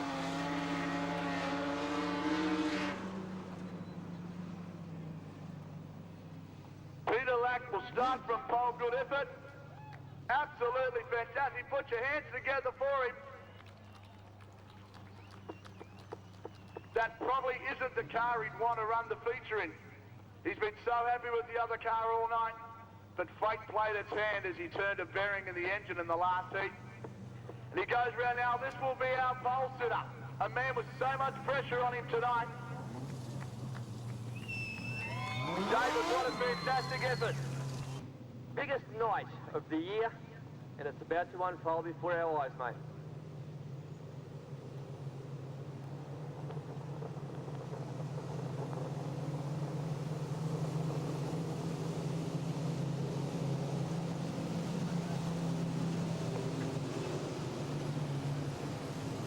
A bevy of cars. Darren White's had a fantastic campaign here this weekend. The car wasn't right on Saturday morning, but it's all right now. He's in the feature race. We're looking for a start. The local heroes on pole. Watch him and Brownie doing battle. Here they come, checkered flag. Will come in 20 laps, in 40 laps time. Around the outside, oh, here we go. Here we go. Absolute mayhem over there in 2. Peter Lack has gone around and has been collected by about 3 cars. So the pole sitter is in a world of trouble over there, Wes. David, you're making your way right across there now. What's happening? Same when it came into the down. Ashley Parkinson on the pole line. Brownie on the outside. But Justin through now. Parkinson goes round. Round on the outside. Here comes Todd Doyle.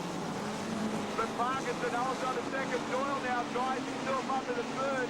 And here comes Chris Waters on the inside. Drew's car laying down and rubbing a tyre. That's going to be disconcerting. Jason Jolly now gets the drive up on the inside. And Jolly now puts himself up into 5th or 6th place. Greg Raymond driving through the field, and here comes Peter Lack. Cockrell's got a problem. Chris Waters is in trouble as well. We've only completed 2 laps, and already the cars are starting to fail. Coming through the field, have a look at these drivers. Sullivan's coming through. But Chris Waters is flying near the guard down on the inside of that tyre. We've got the yellow. We've got a car parked in the mud between turns 3 and 4. And here we go. Brownie out in front. Ashley Parkinson down on the pole line trying to fight the more guys. Here comes Todd Doyle on the inside. These guys are starting to push. That tyre still rubbing on Chris Waters' car. That car, if it makes 40 laps, I'll be really surprised. Jolly now, starting to push his way through. We then go to Back in the field, Walling now trying to find his way through, and Mark Pagel's coming around the outside. Peter Lack now, midfield trying to find a way through, and here comes Michael Halley starting to move, make his move. With Michael Halley coming from the midfield, Chris Waters with the smoke coming from the rear. It's all happening down there, David.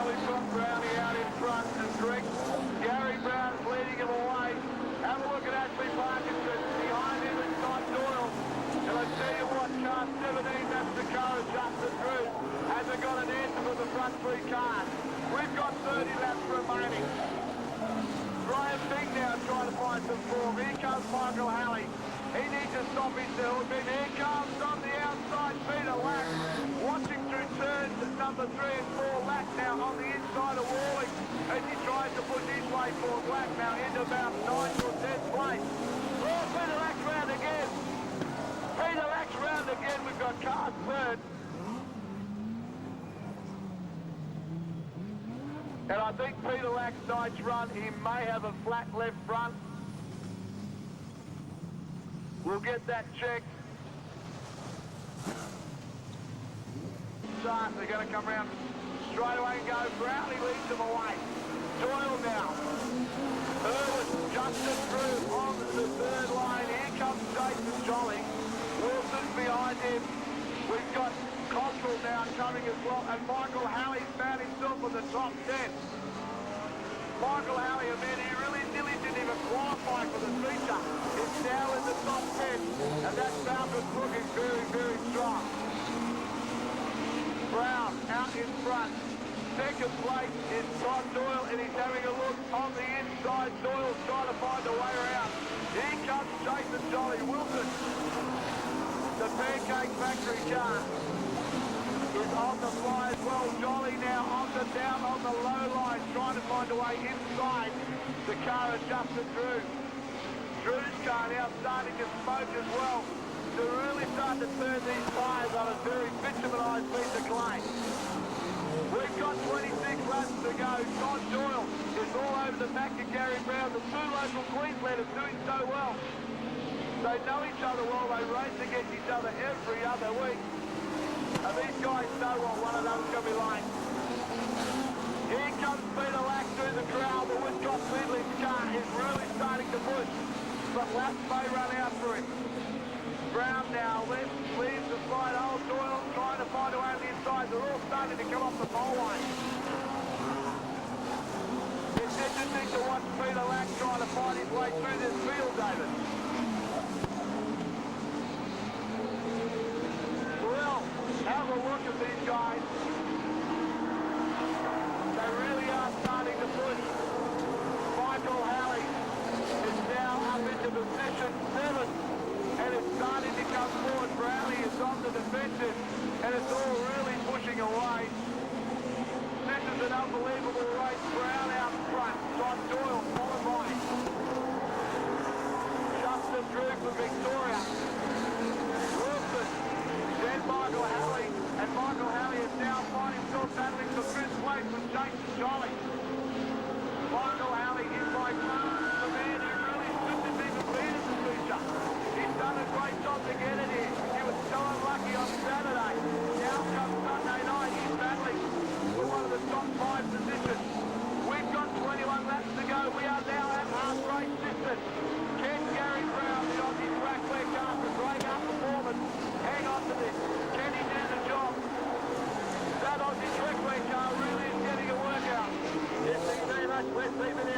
well, Cal. Let's go racing here on the Aussie Trackway car of Gary Brown.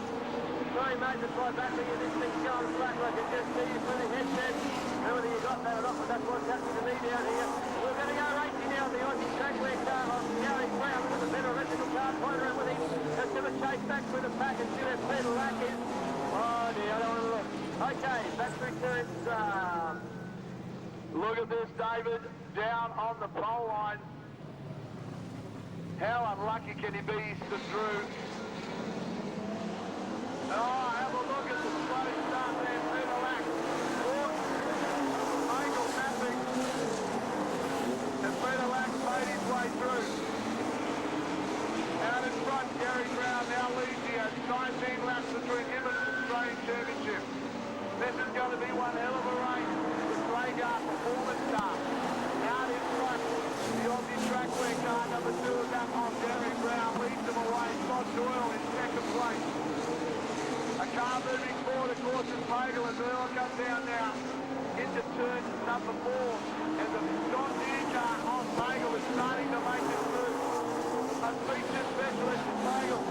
He has the car set up nearly on slicks, trying to find a way down. But here comes Peter Lack, folks.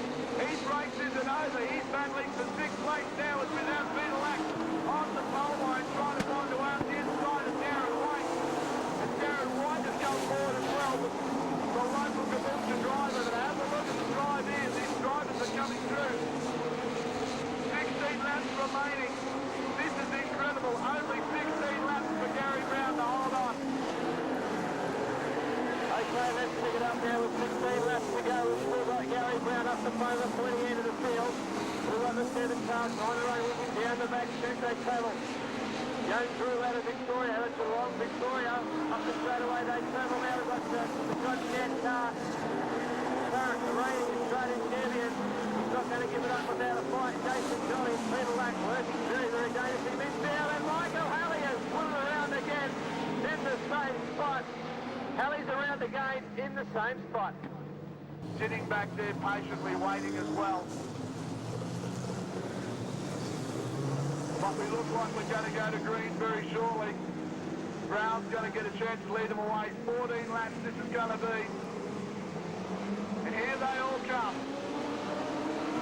Brown leads them away. We go back to Todd Doyle. Then back to Justin Drew. Wilson's coming through now. He's starting to set the other Commodore up on Drew for a fire. But I tell you what, Darren White.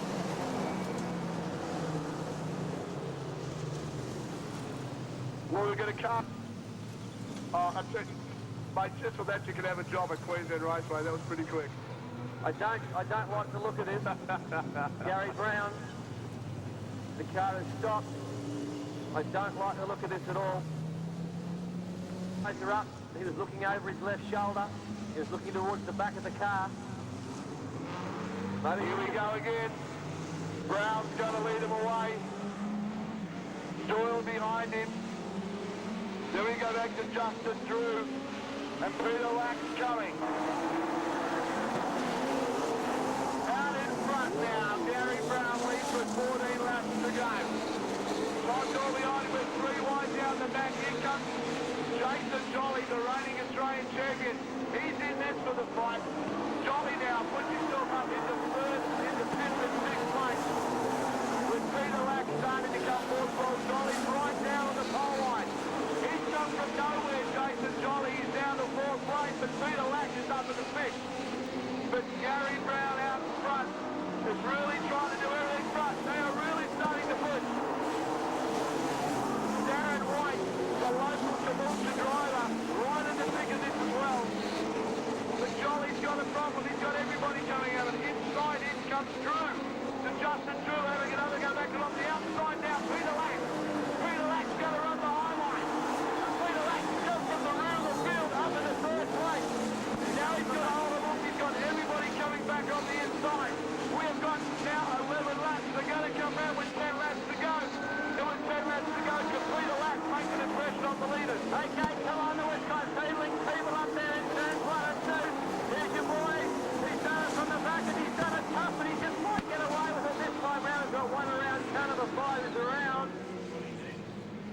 car number 5 is around. Well, the car's starting to come to the racetrack. Well, this 40-lap feature has now turned into a 10-lap sprint race. It's about some more.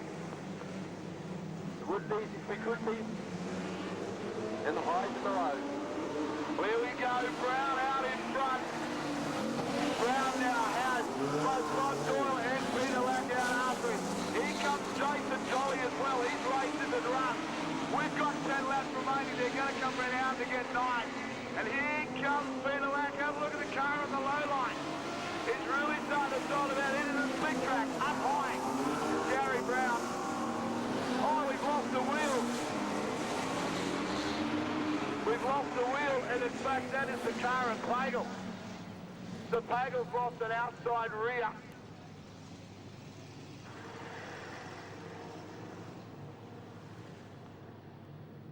So that's a bit of blow for one of the Pagel cars.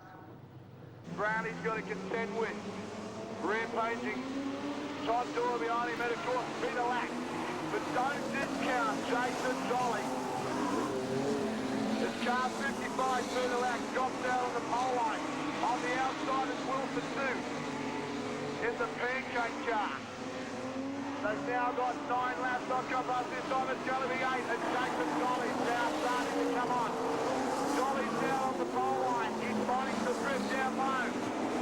We've got 8 laps left to go. Count them down with me.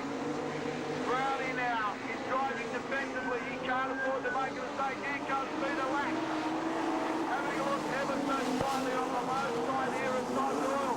He's going to come up to challenge him. Peter Lack, and Lack now is really starting to let the new Commodore have his head. As they come into a zone on a slick track, we'll find out very shortly. 6 laps left to go. 6 laps, these cars are starting to come round. Peter Lack is trying to find a way around Todd Doyle. This is a fantastic championship. Cars have come from 0 to hero. We've had Mr. Consistency, Gary Brown in front, doing the job all weekend long. And now Gary Brown has got 5 laps between him and an Australian championship. The race is up front. The first 3 cars are going to decide this. They started to drive away. Have a look at Peter Lack. He's now starting in blue.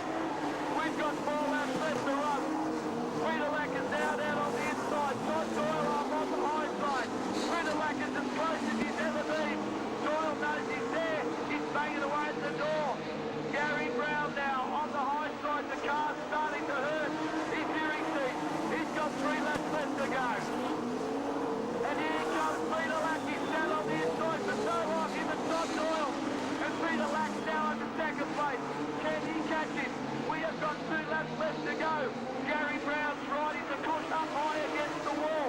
I don't think anybody's got anything left in the tank. They're really starting to push. Gary Brown's now starting to open a gap. Gary Brown's car has got a little bit of a buffer between it and Todd Doyle. And have a look at Doyle, and that's having a problem. Here we go, the side by side. Doyle's arguing the top. Doyle was second place. We've got the yellow. Can you believe we've got the yellow? And Todd Doyle won't like that. So now Gary Brown comes up. He's got 2 laps left to hold on. Gary Brown on the outside. He'll run it high. I don't think Peter Lack's got an answer for him. Gary Brown has got this car in a groove. He's going to come round to get the last lap flag. We've got 1 more lap to do. Gary Brown is on the last lap. The car's looking strong. Peter Lack's got no answer. Gary Brown has 2 more corners to negotiate. He's now got 1.5. He's now got 1 more corner. Put your hands together for him. He will take the Australian Championship. Gary Brown wins it from Peter Lack. Todd Doyle takes position 3. What an unbelievable time. Get ready with that microphone. He will be uncontrollable. What a fantastic event. The crowd is going berserk. Gary Brown, the Aussie Trackware car, has taken the win. An Australian Championship after all that's happened. He is a very, very happy man. Peter Lack, how unlucky can he be? He's done everything so right. Everything so right. second, but to come from the rear to do it, what a drive. Let's give him his just dessert. Brownie, go Brownie, go. David, down to you on the pit apron. Wes Beedman, as much as I would have loved Peter Lack to win it, and I'll admit that, it couldn't have gone to a nicer guy in Gary Brown. This would have to be the highlight of his career. And when I get him on this microphone in just a few moments' time, I know he's going to want to write a manuscript. He won't give it back to us, so we'll do him last. But rightly so. Gary Brown, the Australian champion for 2002 in modified production cars. Jason Jolly, the defending champion, gets pushed away now. He finished 5th in this year's Australian title, and like he said, it's easy to get it, but it's a hell of a hard time defending it, as I'm sure Gary Brown's about to find out. Good on you, Brownies! Couldn't happen to a nicer guy. Now what's he going to do? Waiting for his wife to jump the catch fence, or what? I'm just going to wander over here to Peter Lack and Graham Earhart.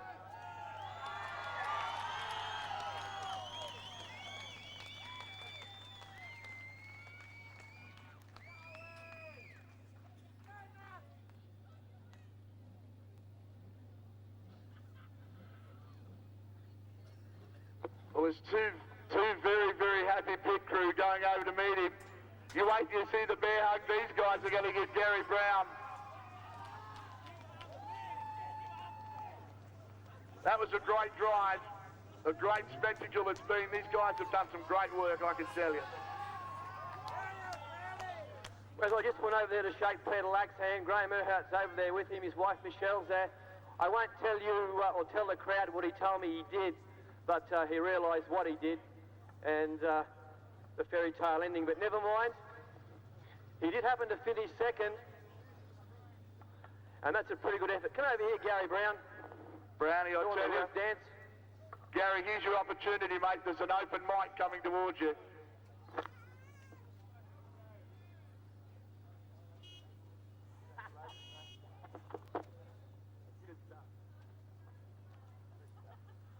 Well, what a fantastic event this has been. It's been 2 nights of brutal horsepower, sensational driving, some great luck, or we might call that great lack, maybe this evening. And of course, Peter Lack's finished 2nd. What a great result for him in the brand new car. Not the car he wanted to take to the final, but it still was strong enough. And I tell you what, Todd Doyle did everything he could possibly do to have his hand in this final as well. Well, I know you're ready to go down there fairly soon, David. I think the crowd would like to go home, but they really have witnessed a fantastic race. Gary Brown just did everything right this weekend. He really was just on the money. And I know he's going to thank a lot of people for making this possible this weekend. Wiscott Seedlings, of course, really doing such a great job of promoting this degree of motorsport. Of course, the Modified Production Australian Championship in 2002. And of course, Graham Earhart down there and the guys from Wiscott Seedlings would have loved to have their own car come home in Australia 1. But hey, they're on the podium, and that's what he wanted to see as well. Marshall touch. Are you ready to go, David? Thanks very much there, Wes Beedman in Ray's headquarters. Brucey Marshall just come over and said, told you so. And I said, is that Marshall touch? But we'll get to that a little bit later on. Ladies and gentlemen, in 3rd place in tonight's Australian Championship for 2002, would you please welcome to the dais Todd Doyle, and what a battle it was. Come on, Todd, come forth. And there's tears in his eyes, and I tell you what, there's some in mine too, mate. That was a top drive. I really enjoyed that feature race, mate. That was great stuff. Yeah, it was all right till the last couple of laps when I got past, but oh, maybe next time. That's the nature of the motor race. Yeah, that's right. Mate, congratulations, 3rd in this year's Australian Championship. Hop up on the...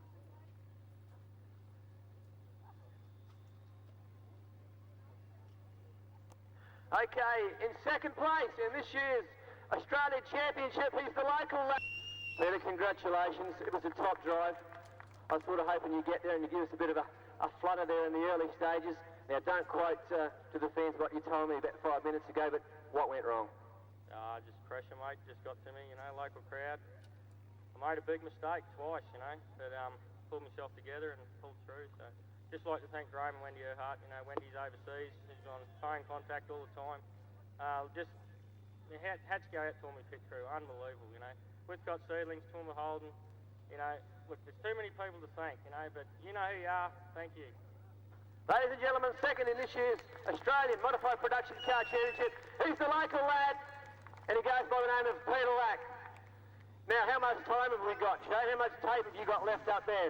Would you please welcome the new Australian Modified Production Car Champion for 2002. He's made by night. He goes by the name of Gary Brown. Step up, Gary. You can tell he's well liked, can't you? As far as modified production guys go, he was one of the nicest guys about. Well done, Gary.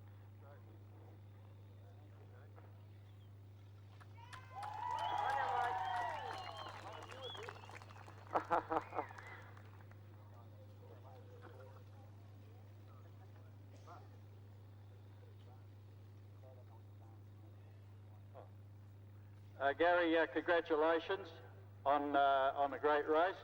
But as an added bonus and another trophy to all the ones you've been getting today, the technical committee and the officials on this meeting have nominated your car as the best presented for the meeting.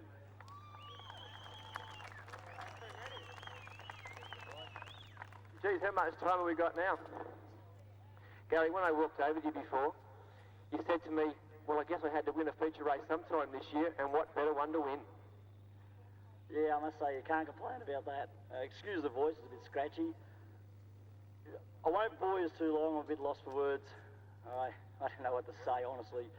First of all, I'd like to thank my family. We couldn't do this with my wife, Tracy, my two kids, Charlie and Kristen. The family's everything with racing. Secondly, my pit crew, Bruce, Paul, Jones, two Joneses, Phil and Graham. Honestly, I'm stuck for words, fair dinkum. But what can I say about that Craigar engine in that Aussie Trackwear Commodore? Man, it doesn't hurt to have some horsepower. It's there when you need it. It was good. And for the best presented, well, I suppose, is that for me, with me looks, or you don't know? Yes. Yeah? Oh, okay. All the kids that have got the balls, or not, that's the both male and female, that is. The footballs we kicked in the crowd, whoever's got Blackies, Todd Doyles and myself, come down here and you'll win a lot of money or a trophy. There you go. Maybe one of these. Pick one out of these and you'll be laughing. Thanks very much. Sorry about the speech. I'm not really too good at this. It's first time up on these podiums. And hang on, I think he wants Mike back. See yous.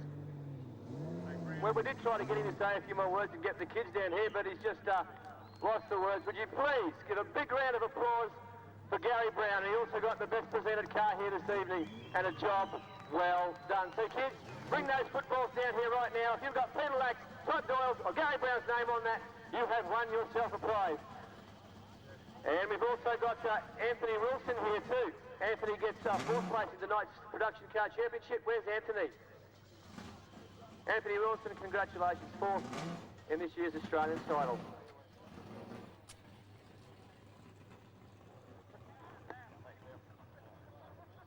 Thanks very much. First of all, I'd like to congratulate the first three place getters. Well done, fellas.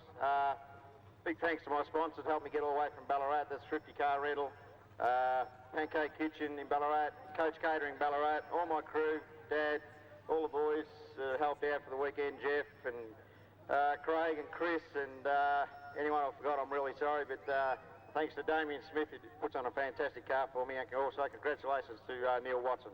Thanks very much.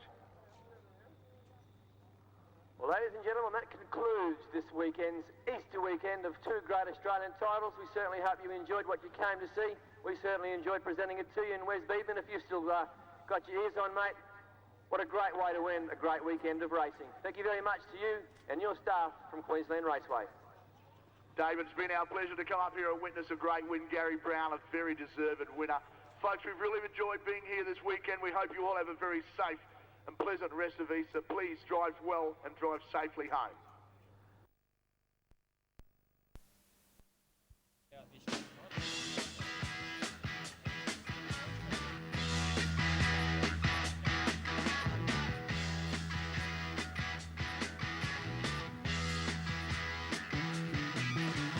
Get your motor running, head out on the highway, looking for adventure, and whatever comes our way. Yeah, darling, go make it happen. Take the world in a loving embrace. Fire all of your guns at once and explode into space. I like smoking lightning, heavy metal thunder, racing with the wind, and the feeling that I'm under. Yeah, darling, go make it happen. Take the world in a loving embrace. Fire all of your guns at once and explode into space. Like a true nature's child, we were born to be wild. We can climb so high, I never wanna die. Born to be wild. Born to be wild.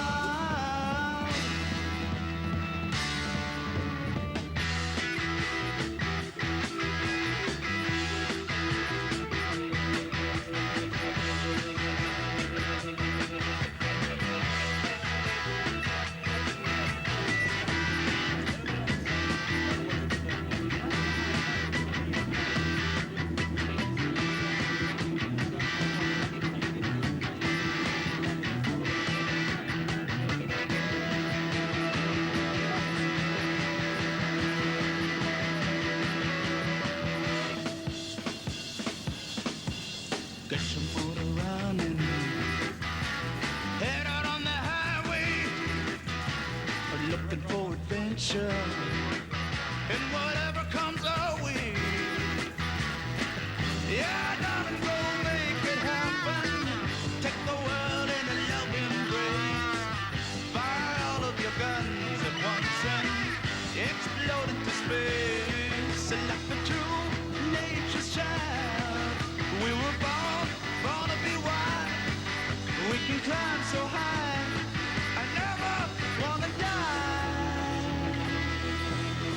Born to be wild. Born to be wild.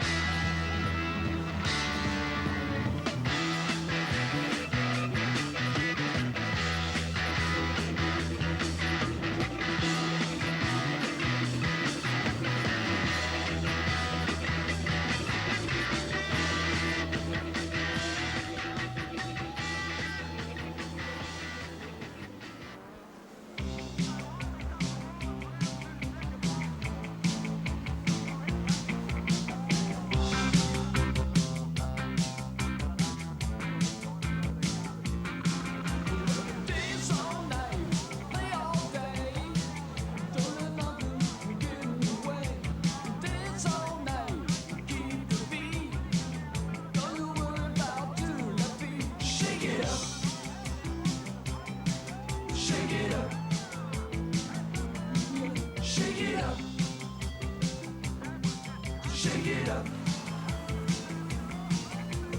Dance all night, get real loose. You don't need no bad excuse. Dance all night with anyone. Don't let nobody pick your phone. Shake it up. Shake it up. Yeah, shake it up. Shake it up.